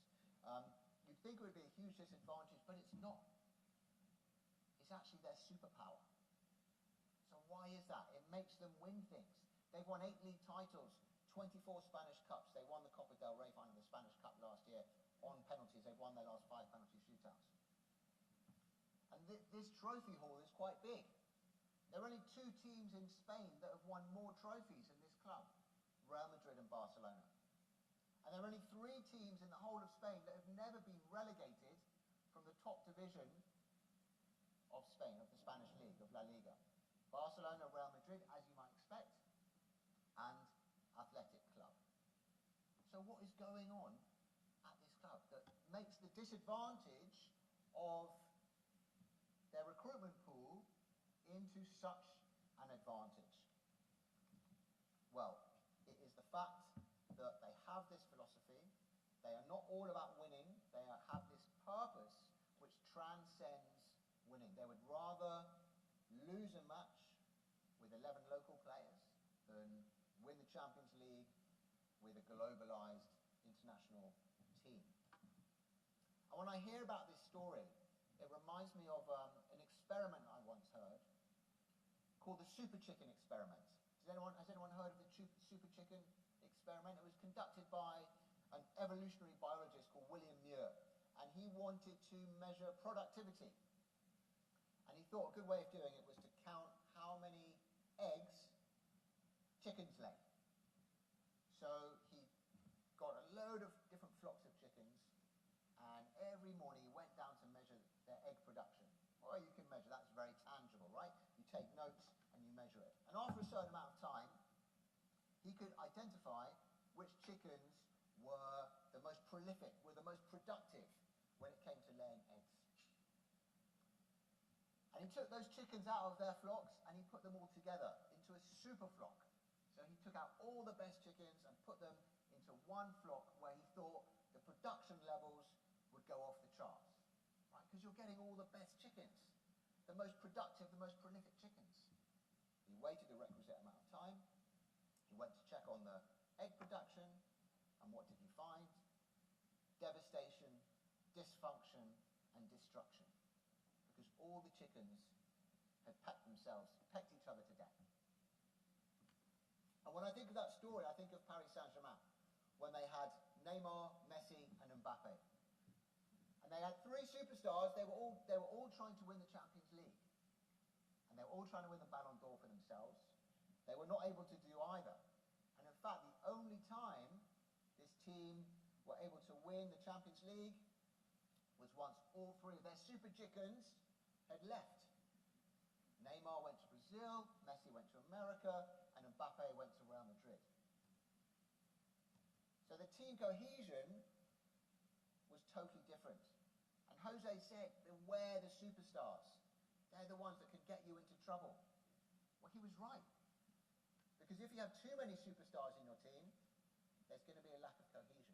And you actually need everyone else to work in the team. And the guy who won the Ballon d'Or before Neymar, before Mbappe ever did, was this guy Ousmane Dembele. And this image of him is in the last minute in the Champions League final with his team winning 5-0. They're 5-0 up. And he is ready to press, which means to tackle, to challenge the opposition goalkeeper who's there, with his team already 5-0 up. And the coach, after the game, Luis Enrique, the Paris coach, said, I would give the Ballon d'Or to Dembele just for how he pressed. Because that is about leading a team. That is how you lead a team. And it's all about the collective contribution rather than the individual. And I personally love Ousmane Dembele because he can take penalties with both his left foot and his right foot. So he's a real outlier, and he scores with both. So he's an outlier in world football. So when we think about teams, we need to think about the superstars, but we need to think about the cohesive element that happens within it as well. And that brings me nicely back to penalties, because whenever I work with a team, I ask this question: who takes penalty number 5? And in fact, you can actually reframe that question to say, what number penalty should your best player take? That's kind of a better way of phrasing that question. And I was once in a room with a Premier League team. I was with the coach, the assistant coach, the goalkeeper coach, and the owner. And I said, this guy's your best player. What number do you put him in the shootout? And they all came up with different answers. They all came up with different answers. And there's some things that we can see are true. This is a book written, by the way, called Beautiful Game Theory by a professor of game theory who is also a board member at Athletic Club de Bilbao. So one of the reasons why Athletic is so good at penalties is because they had a game theorist working for them. And he identified that there is a clear correlation between how good a player is and how much they get paid. Of course there is, right? That makes sense. Messi's really good, he would get paid a fortune. Ronaldo is really good, he would get paid loads. But there is no correlation between players who score a lot of penalties and their salary. So he says there is statistically zero relationship between the factors of salary and penalty success. So player quality, how good a player is, has nothing to do with your chances of scoring a penalty. All these players are professional footballers. They're all really good at football. But the success that they achieve from the shootout is nothing to do with how good they are. It's about something else. How you cope with the pressure within a team. Now this is, does anyone know who this is? Quiz question. Very good. Is that an Italian friend over there? It is Fabio Grosso, who scored the winning penalty for Italy in the 2006 World Cup. The highest pressure moment any person can have in their life. And what was significant was that this guy was a left back, a defender, that not many people had heard of, that was playing for a pretty low-level team relative to his teammates. And the coach wanted this guy to take the penalty to win the World Cup for his country. He didn't want any of these 4 players. This is Vincenzo Iaquinta, who's the forward, who started every game. Luca Toni, who finished the season as top scorer in Serie A that season. This is Gennaro Gattuso, who was a multiple Champions League winner with Milan and is now currently the Italy boss. And this was the captain at the time, Fabio Cannavaro, who went on to win the Ballon d'Or for the best player. Not these guys, no. He thought they'd be too stressed and he might miss. He wanted to give the pressure penalty to the person who could handle the pressure the best. The same happened in 2022. Does anyone know who this is more recently? Who scored the winning penalty for Argentina in the most recent World Cup? It was a defender called Gonzalo Montiel. Right? What? Playing for Seville at the time, moved to Nottingham Forest, became a reserve at Nottingham Forest. But he took the most important penalty you can take in world football. Why? Because he can handle the pressure. Better than Enzo Fernandez, who cost Chelsea £110 million. Better than Lautaro Martinez, who's a top striker for Inter Milan. Better than Nicolas Otamendi, who'd won 5 Premier League titles with Manchester City. And better than Marcos Acuna, who had won multiple league titles with Benfica. There's something about picking the right teammates for the right job, and it's not necessarily about the superstars. And data has been done on this.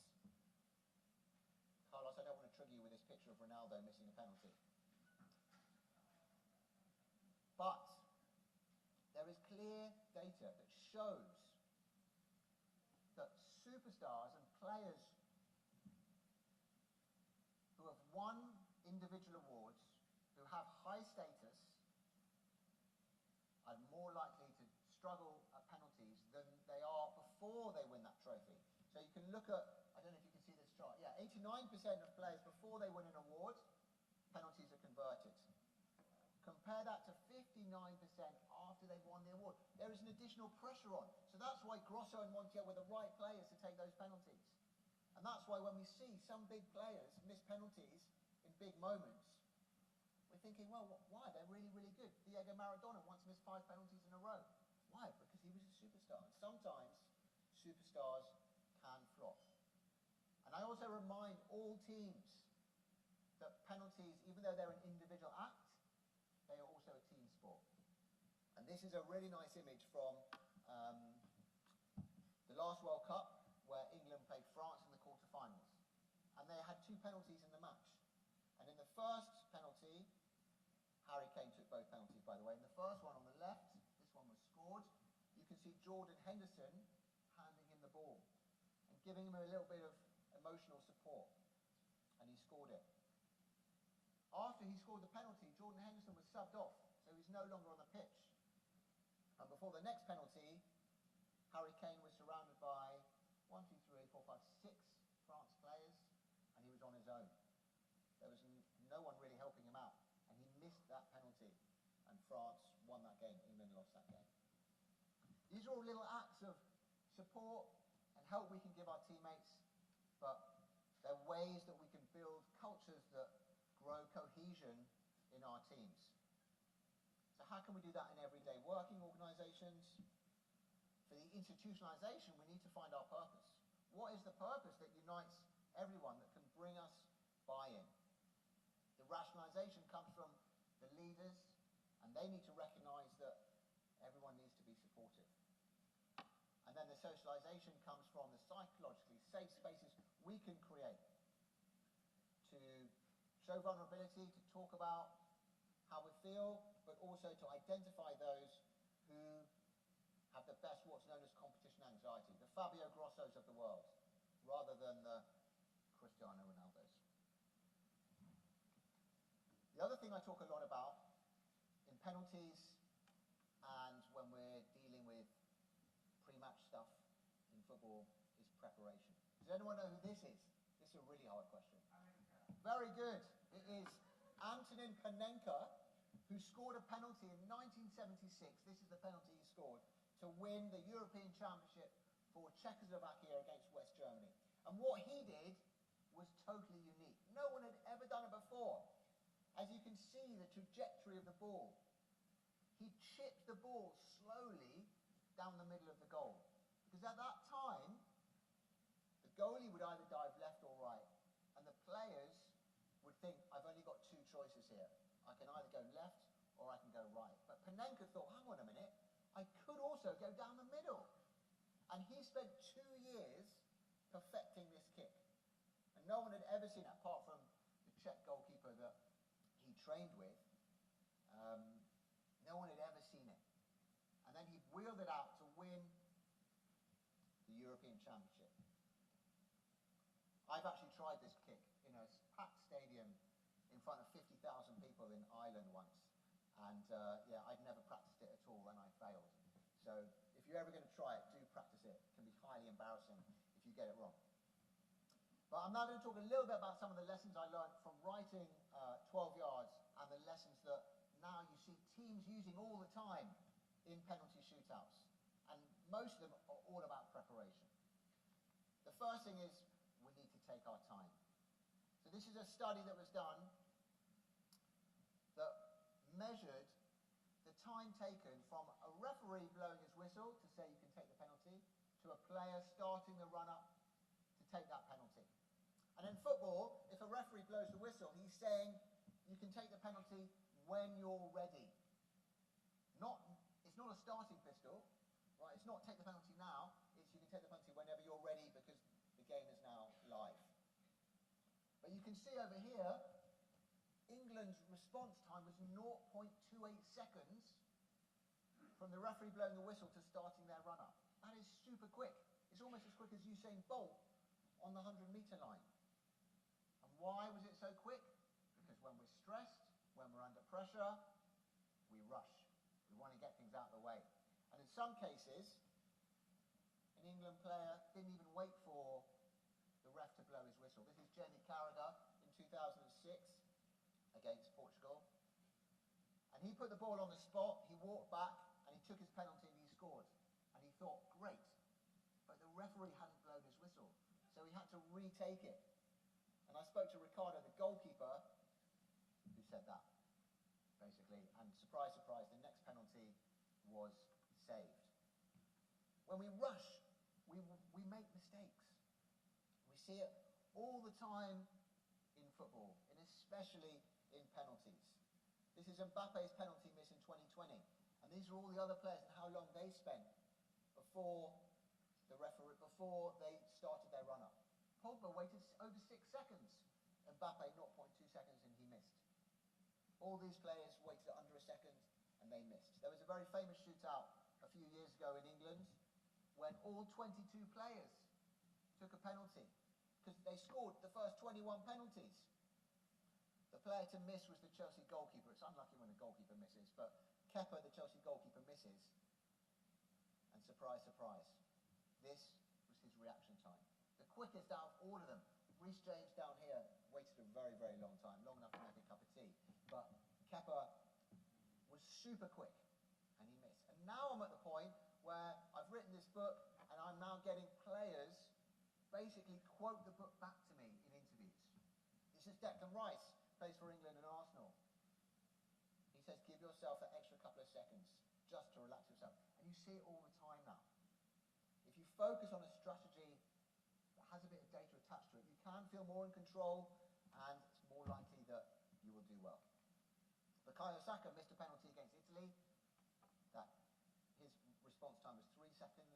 His next penalty that he took in a shootout against Porto, he waited 8 seconds, and he scored it.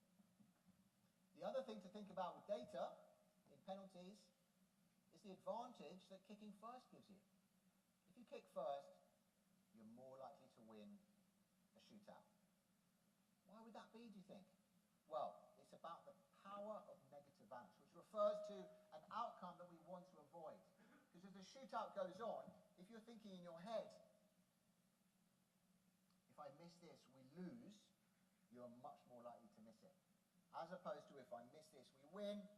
If I score this, we win, you are also much more likely to score. There's a positive balance as well. And in fact, in penalty shootouts in World Cups, the average conversion rate is 78%.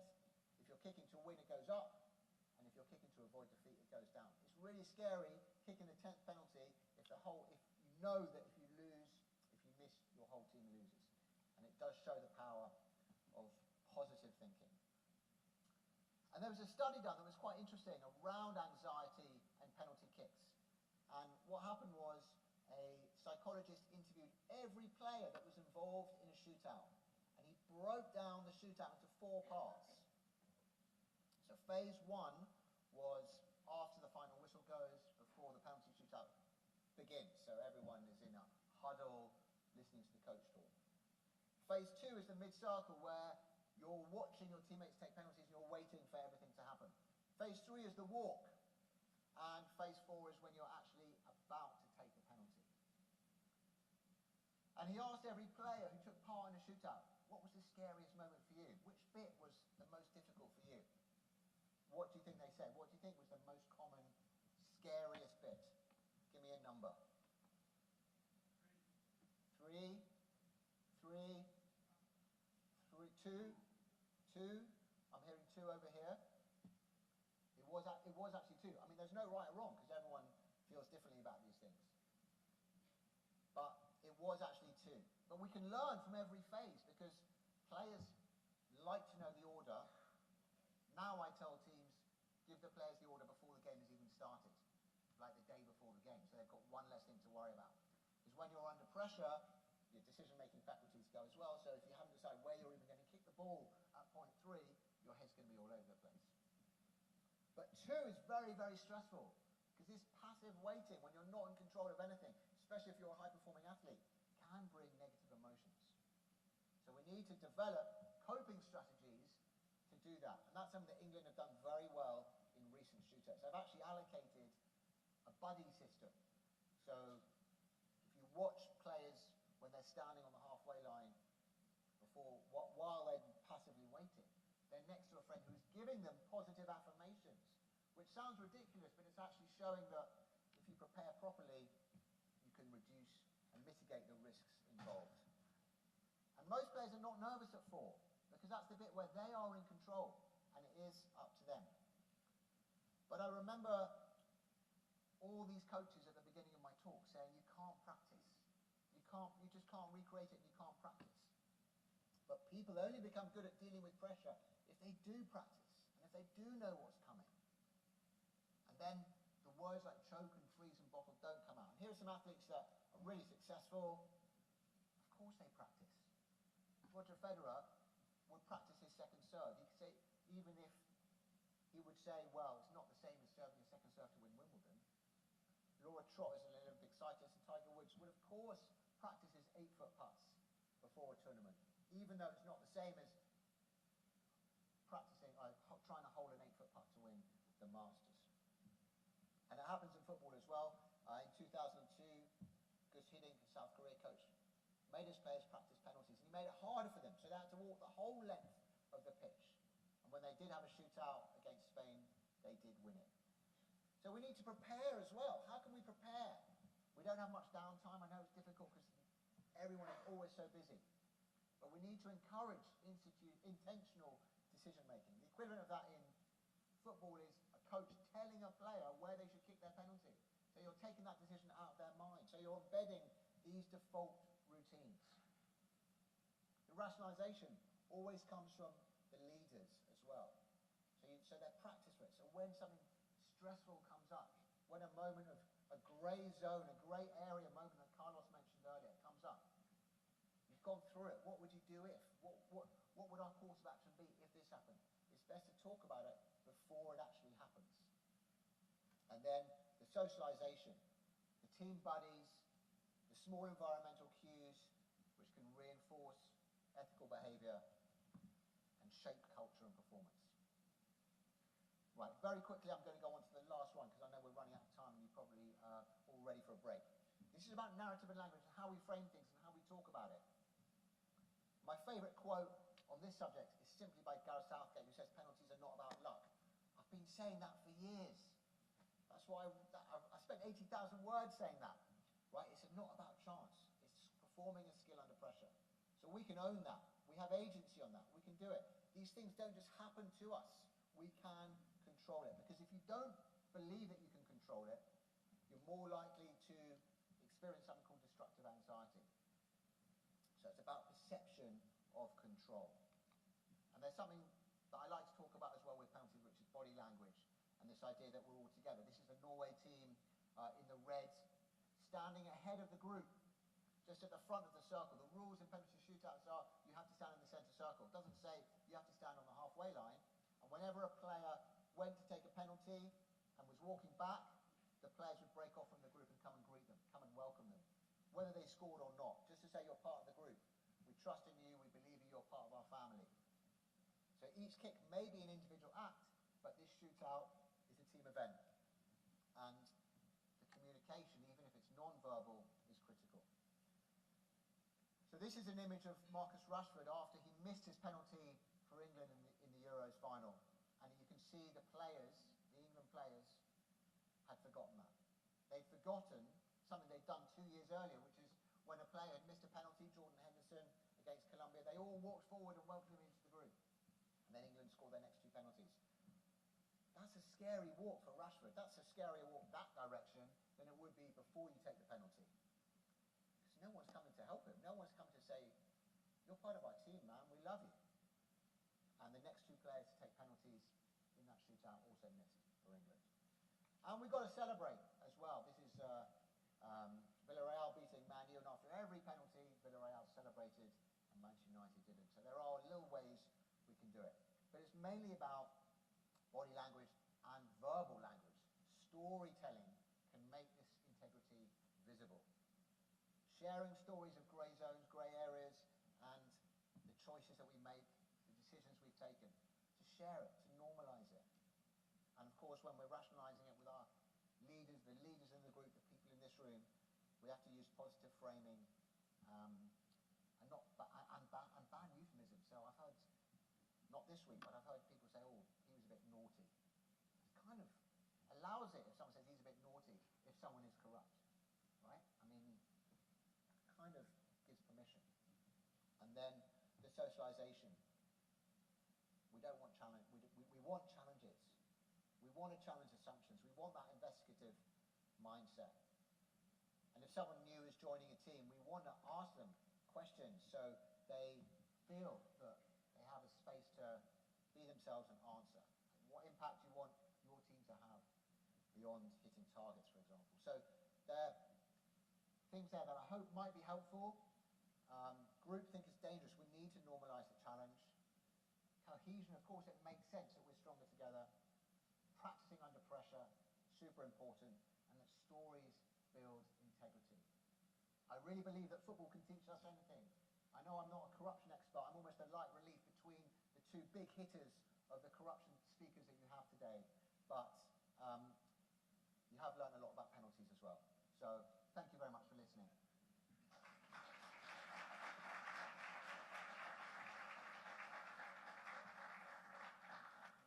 I don't know if you've got time for questions. If you do, I'm here. Here for them.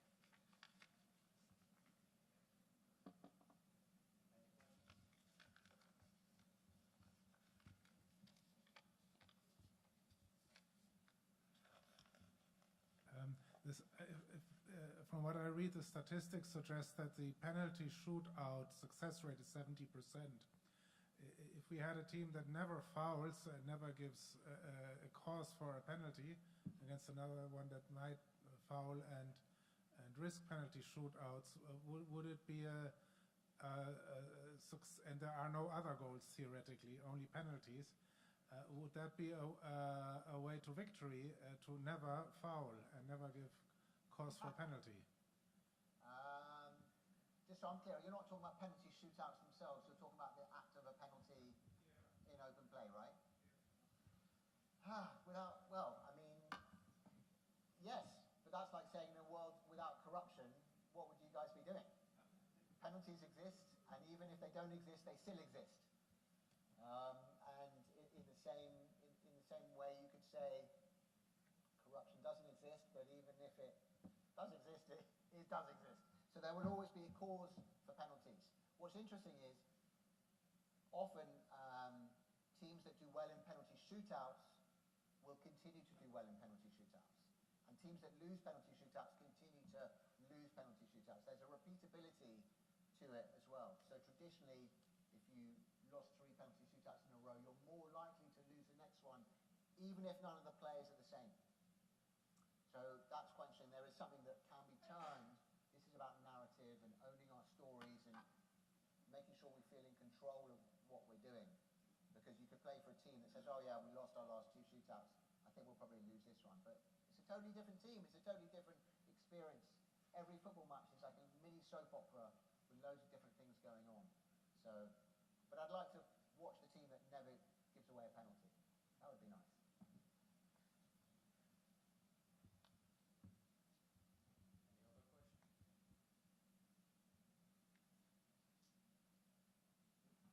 In that case, thank you. I would like to remind people that need to leave earlier that so the international delegates that they have a couple of food bags there that they can take with them. And all the others, we will have a buffet lunch after the next presentation. So now, in the essence of time, either we take 5 minutes break or we just go to the next speaker. What is the preferred option?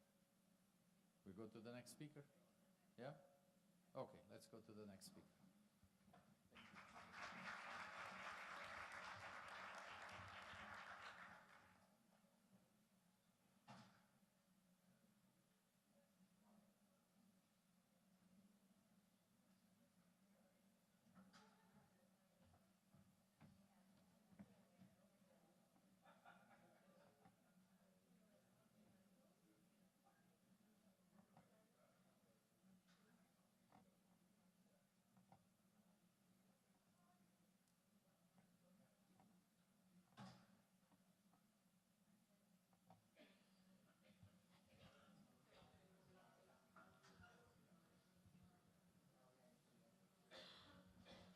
So I'm going to introduce you to Antonio Vaquero that joins us remotely from Barcelona today.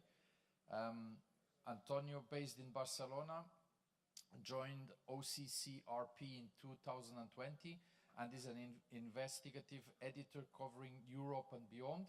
Before that, he made his professional career at El Periódico Catalunya, where he served as a correspondent in North Africa, specializing in migration, as well as a war reporter in Kosovo, Afghanistan, and Iraq. As an investigative journalist, he received the King of Spain Prize for Journalism, known as the Latin Pulitzer, for an investigation into the wrongful imprisonment of a Spaniard in Italy that led to the man's release. He has also published investigation into jihadism in North Africa and Europe, and the misuse of rubber bullets by anti-riot police in Spain. While at El Periódico, Antonio collaborated with OCCRP on the Troika laundromat investigation.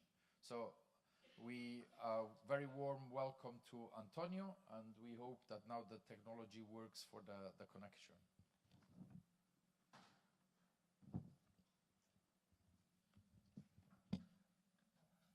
Yeah, okay.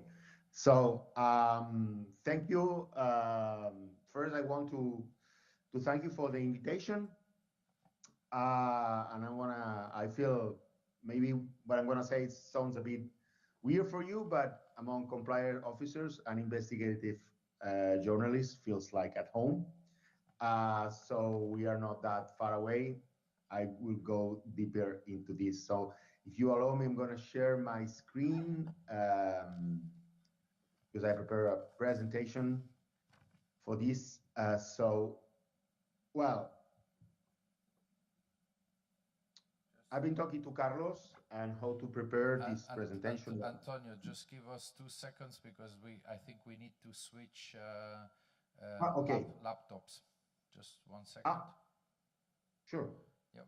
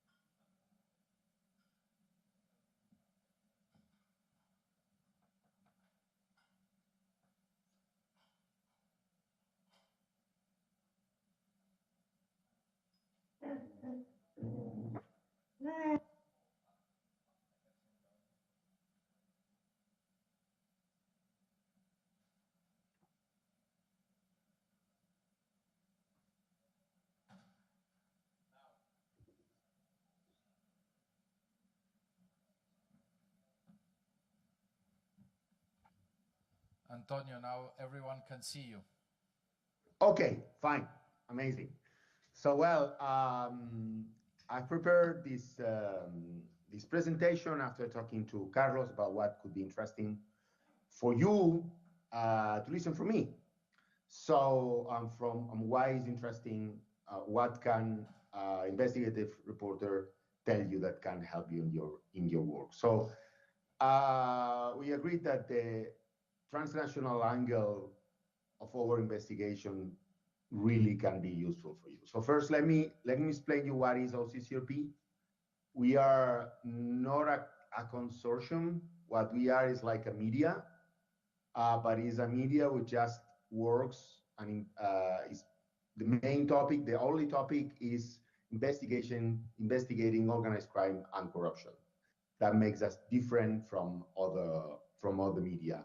We are global. We are everywhere in the world, I can say, and where we don't have somebody, we have a friend or a partner. So really, we can reach every corner in the world. As well, we have a massive tool, which is Aleph. I'm going to explain you about this later on. And I can say we are maybe the most powerful investigative media outlet in the world.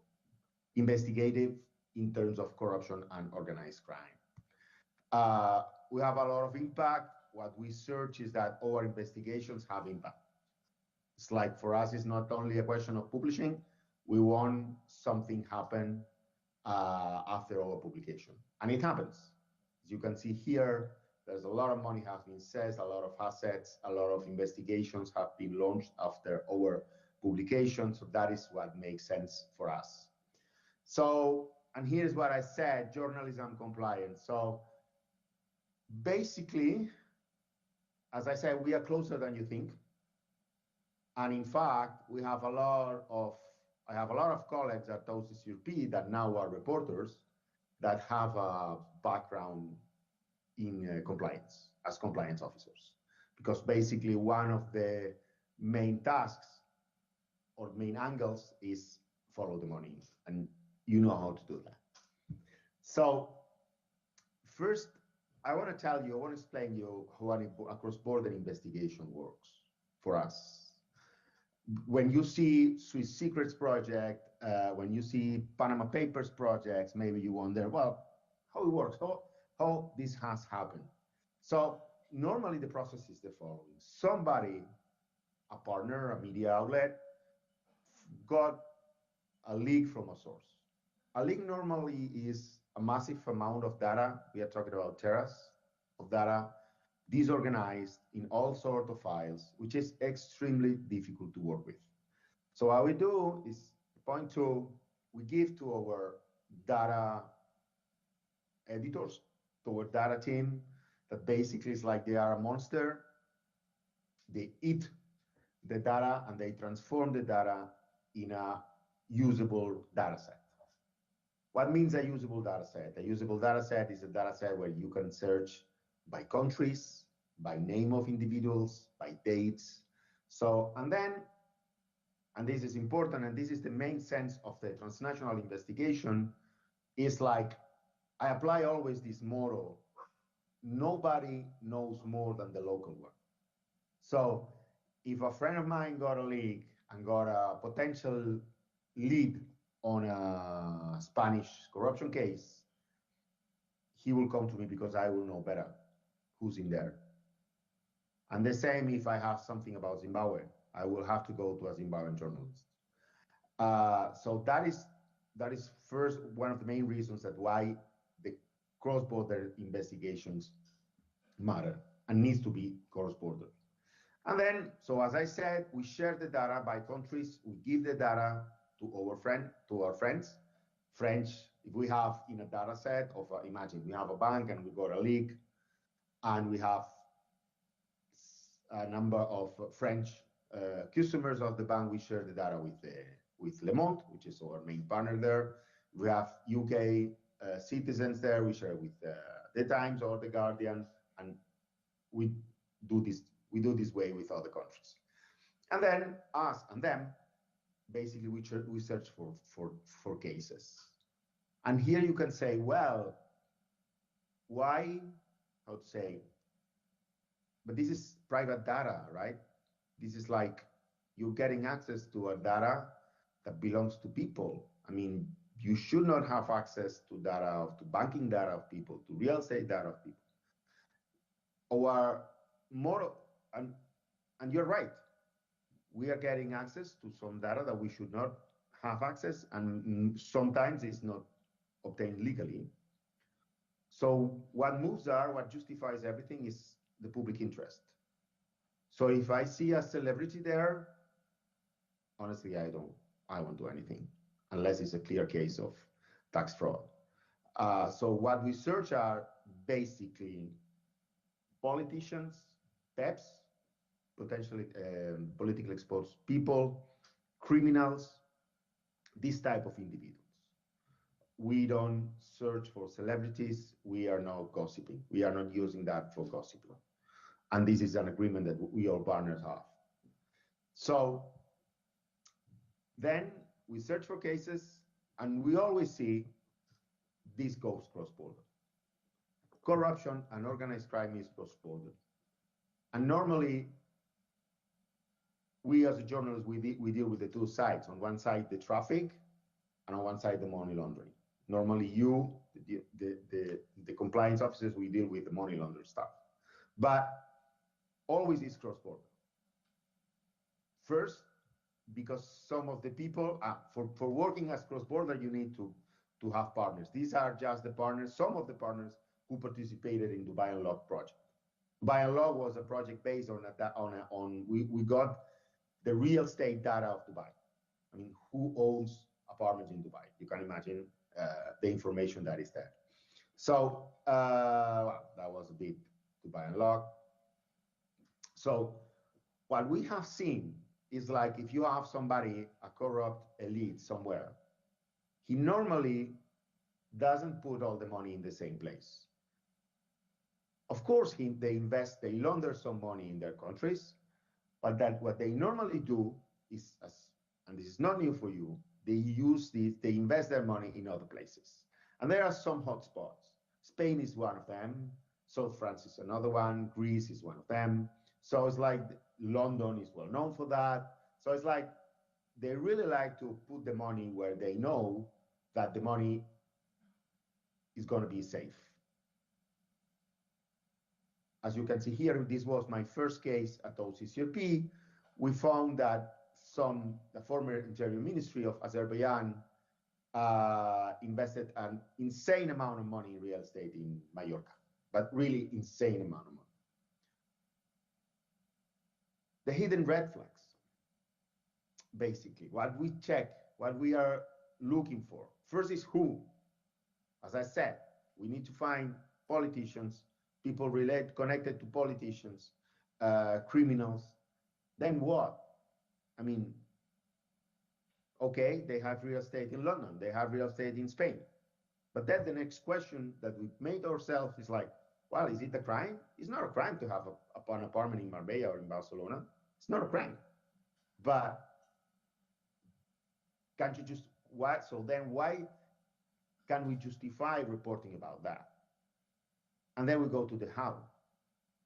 Because first it comes from corruption or a crime, and then they have used a whole chain and layers of companies to hide this money.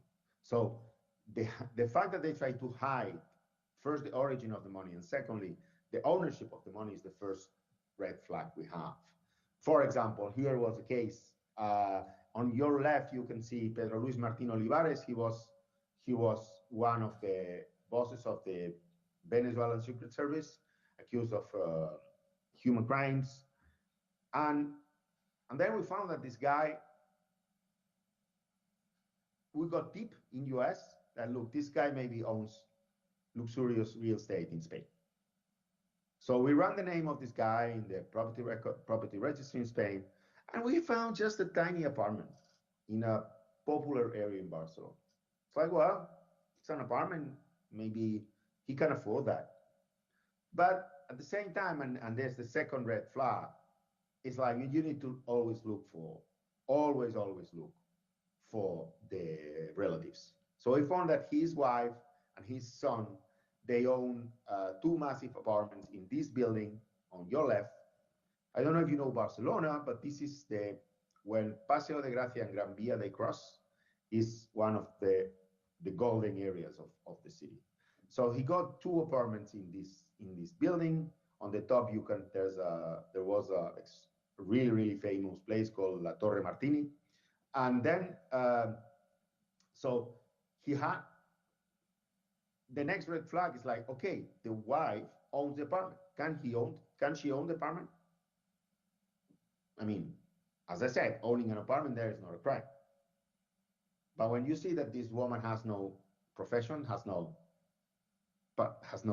money for doing that, for having that is an obvious red flag for you. And that's quite clear. So the usual red flags is like if the asset is owned by the person itself, the type of asset, the location of the asset, the real estate is heavily used for them. And for example, real estate in Dubai is another red flag. Why Dubai?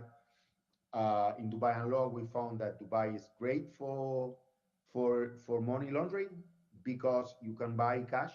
And we went undercover there and we were offered to buy with cash, bags of cash, crypto. So it was clear that you can launder easily money there. And not only that, is that normally for laundering money, the criminals and corrupt people, they lose, I don't know, 20, 30% of the amount of money they need to launder. But in Dubai, it's the opposite. They buy in cash and they can rent the day after. So they don't need, basically, they just need to pay the commission to the real estate agent and that's it. They immediately start getting benefits from that. Then, as I said, can they afford them? I mean, have they a salary in their position that they can use for paying that? A red flag. Another one that is not exclude the others is a timeline. Timeline is extremely important. It's not only if they can afford to buy something, it's extremely interesting when they bought. When did they buy that? Because then you need to check what has happened in the life of this individual, his position at the time. For example, when we did Swiss Secrets, we found Willy Rottenbach, which is a Zimbabwean individual involved in armed trafficking, and he was involved in arming militias that supported Robert Mugabe re-election. And we found that he got paid by Mugabe, and at the same time, he got a lot of money getting into his Swiss account. So as I said, timeline is always important. It's always you can find red flags there.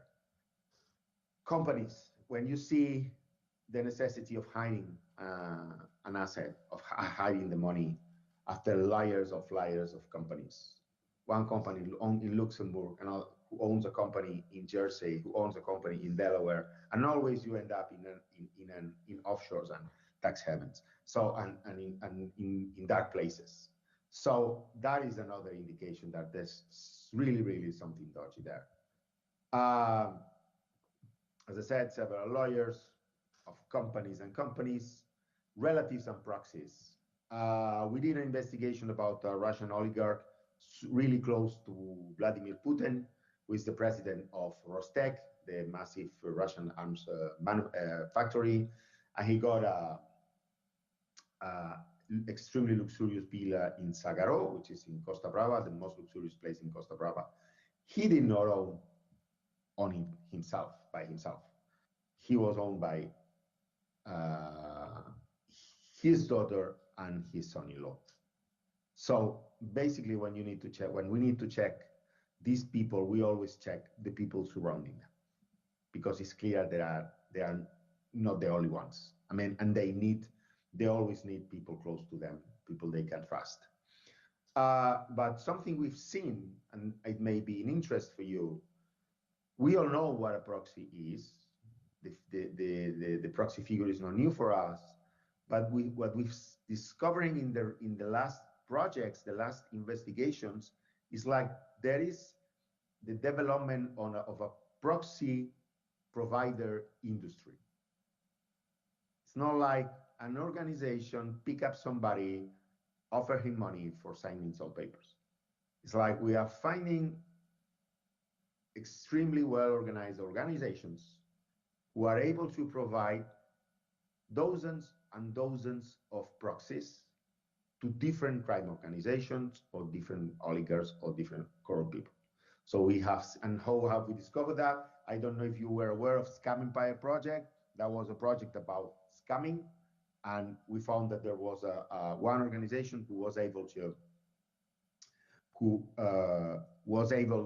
to create just in Spain 100 shell companies.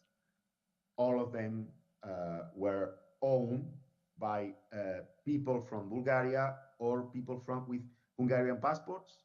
But the Hungarian ones, in reality, they were not Hungarians, they were Ukrainians holding Hungarian passports coming from Transcarpathia, a region bordering Hungary.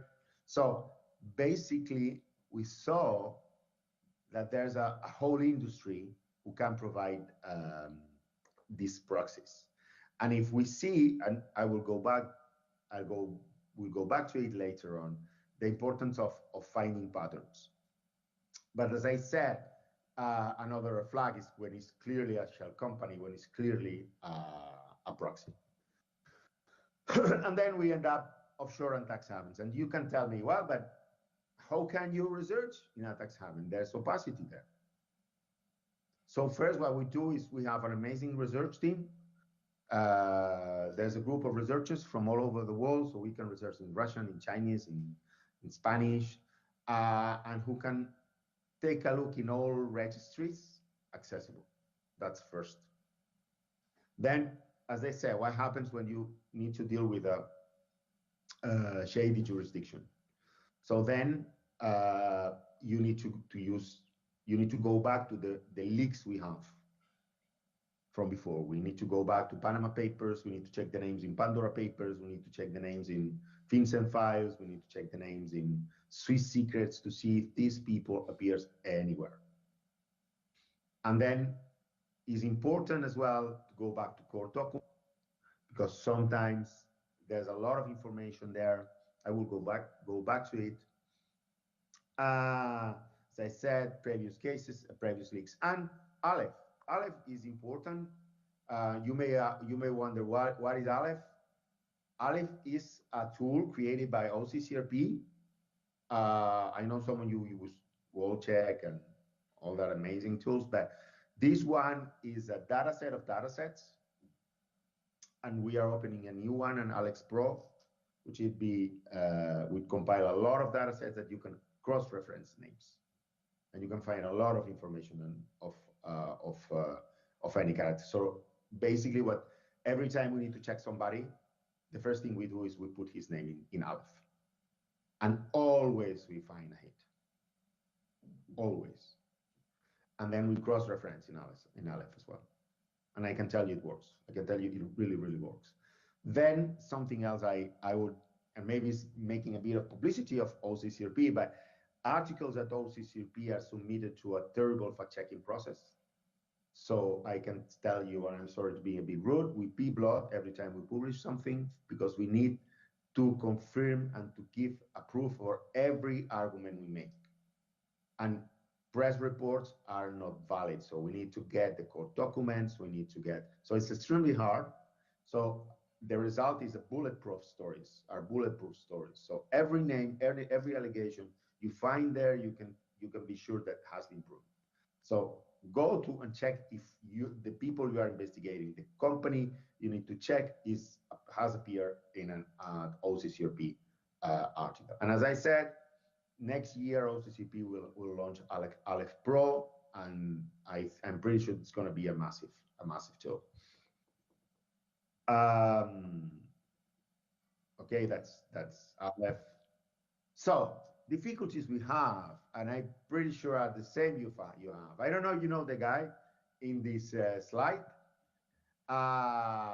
This guy is called Michael Hansen. He's a Luxembourg businessman. He directs or owns more than 100 companies. And he was the one who filed the complaint to the European Justice Tribunal, who was the beginning, who triggered, I would say, incredible and astonishing ruling establishing that countries have to close the UBO registries, which was a decision by the European Parliament. So the main difficulty we have as a journalist, I'm sure maybe you have to, is not having access to the UBO registries of the countries. That is terrible. I'm always insisting. I think we need to make pressure on our lawmakers. I mean, it's useless and it's hypocrisy to try to fight crime if you're not establishing transparency rules. Transparency doesn't mean only for journalists. It's important for you and for everybody. You need to know if somebody comes to you, to your end company, to your bank, saying, I have this company, I want to invest here this money, or I want to put this money. I need to know what this company and who really belongs, who is the real owner of this company. I always say a company is way more dangerous than a machine gun. A company can be a terrible weapon because all criminals, all corrupt, at some point, they need companies for laundering the money, for moving their money. So this guy, this Mike Hansen, I mean, he filed a complaint, and he won. In astonishing ruling, the tribunal said that the UBO registry violates the data protection laws. And one example he uses is like making available to the public to know who owns a company creates a danger for the owner of the company.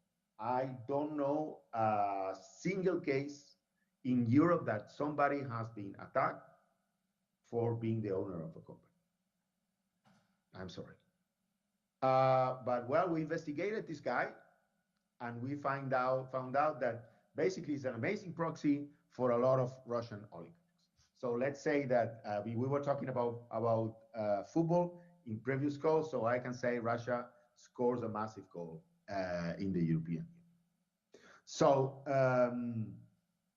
that is one of the main difficulty we have, the lack of transparency. It's difficult for us, it's difficult for you to know if a potential customer it's dodgy or is representing somebody dodgy, or if the money is clean or not. So it's like, I think it's something we need to fight together. So Carlos asked me to explore the investigative mindset that we have. Well, this is not rocket science, but there's some rules that I apply. What is there, and sometimes what it isn't there. So, and I'm pretty sure my previous the previous speaker will be interested in that. This guy is a Moldovan individual that surprisingly got awarded with the two main contracts for the new Barca stadium. He got awarded with the telecom network of the company, of the stadium, and he got awarded with the managing of the VIP seats. It's interesting because really big companies pitched for getting these contracts. Unsurprisingly, somebody, unknown businessman with really tiny company, registered where? In Dubai. No, not in Dubai. In another emirate. Boom, he got the award. So we got unknown businessman, again, lack of clarity. The company is registered in a jurisdiction where you cannot get the documents, and he got awarded these two contracts. Well, that's fine. So let's see who's this guy. So basically, what we did, we asked our research team to check his name everywhere. Okay, he says he's a businessman. Okay, let's see what he has. What is his background? What were his companies? Let's see. And we found that Yeah, he has business background in Moldova. He's even investigated by a massive scandal in real estate. Um, but which is interesting, and this is what I said, so regarding investigative mindset is what's in there. Okay, what's in there is some businesses and a scandal. What is not in there? What we can see is like we could not see any business related or managing VIP seats or managing a telecom network. And that is a red flag. Sometimes the red flag is not what you see, or is not what is in there. Maybe sometimes the red flag is what is not there, what is lacking. You know what I mean? So it's like, but that is a funny case. Then there is a pattern. Is there a pattern? Sorry for my English. Sorry for my English. Is there a pattern? So, for example, in the scam investigation, we found 100 companies in Spain, and you see, we check all of them. Companies where the address, just flats, no phones, no phone, no website, no email, no employees, all and managers or owners or are basically from foreigners from Bulgaria, from, as I said, from Hungary. Then you check the names, no business background, no business background at all. And they were able to create these 100 companies that were used.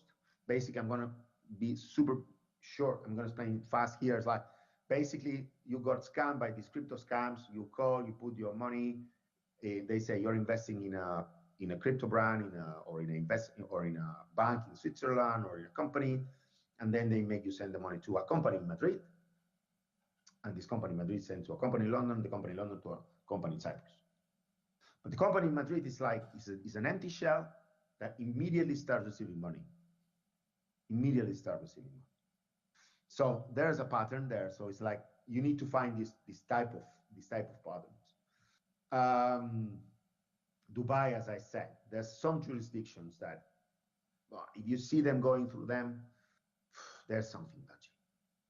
For example, that's what we found. Just Nigerians. That was Dubai. Dubai stuff really was crazy.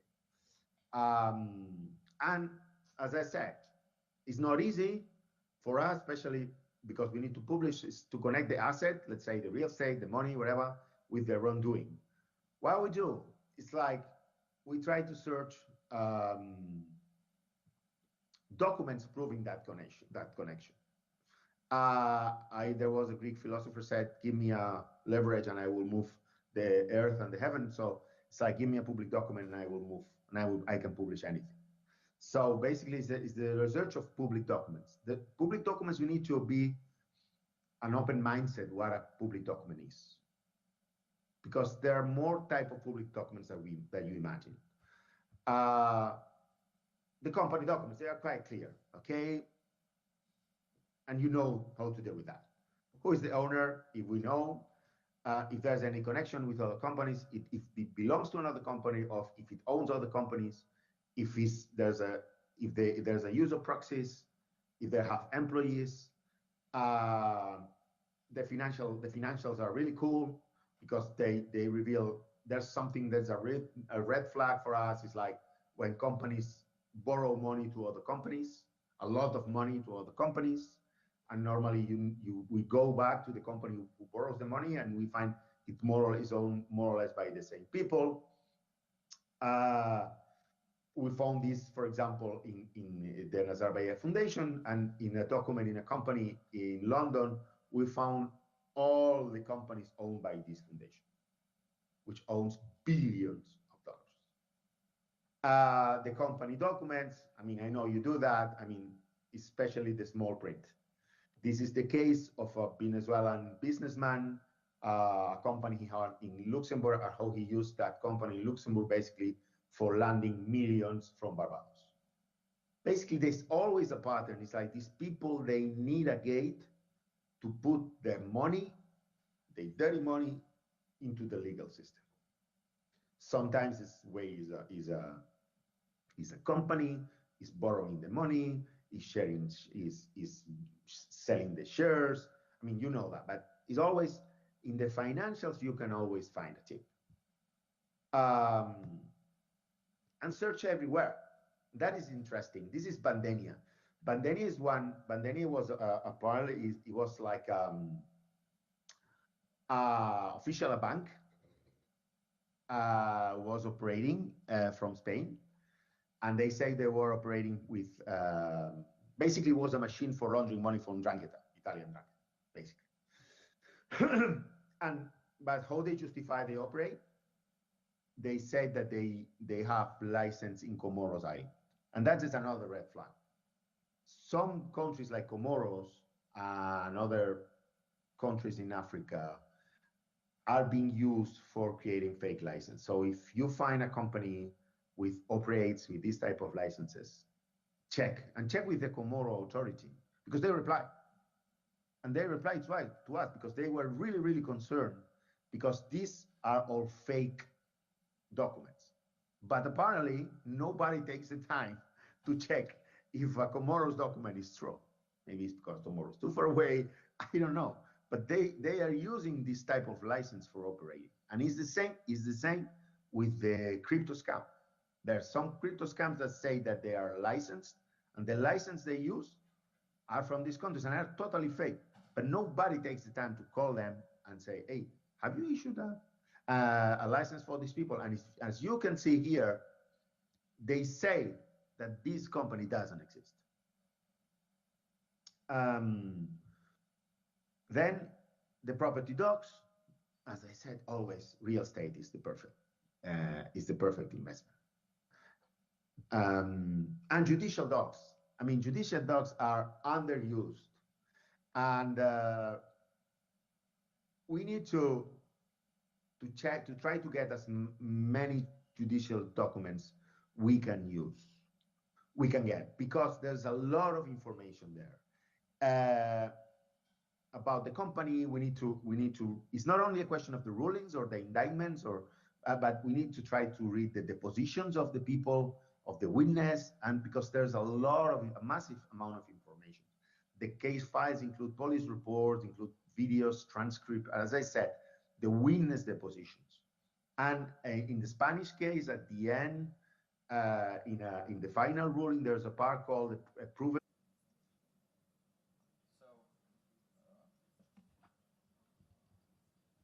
Again, I would like to thank all the international speakers that we had, all the international representatives of the ENFCO organization that made their way down to Gibraltar. And it's a pleasure to present as well the survey results that were spoken a lot.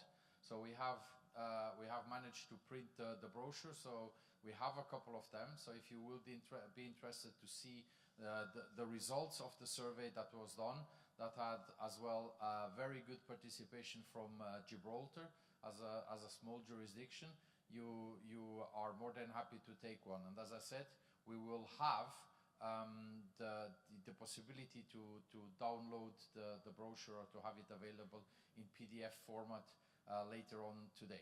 But there are a couple of brochures. So officially, the survey results of the corruption and compliance survey are launched on behalf of ENFCO.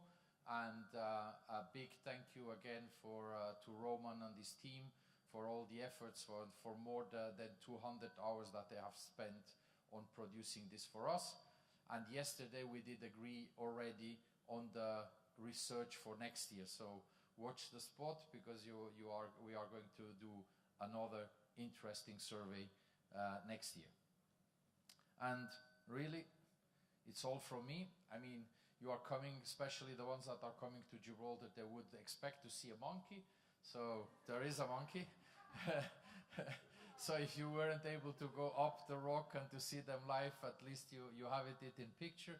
A big thank you to everyone, and help yourselves. We are going now over for lunch, and we hope that you enjoyed the session this morning, and that you are able to continue to network with our international colleagues. Big thank you.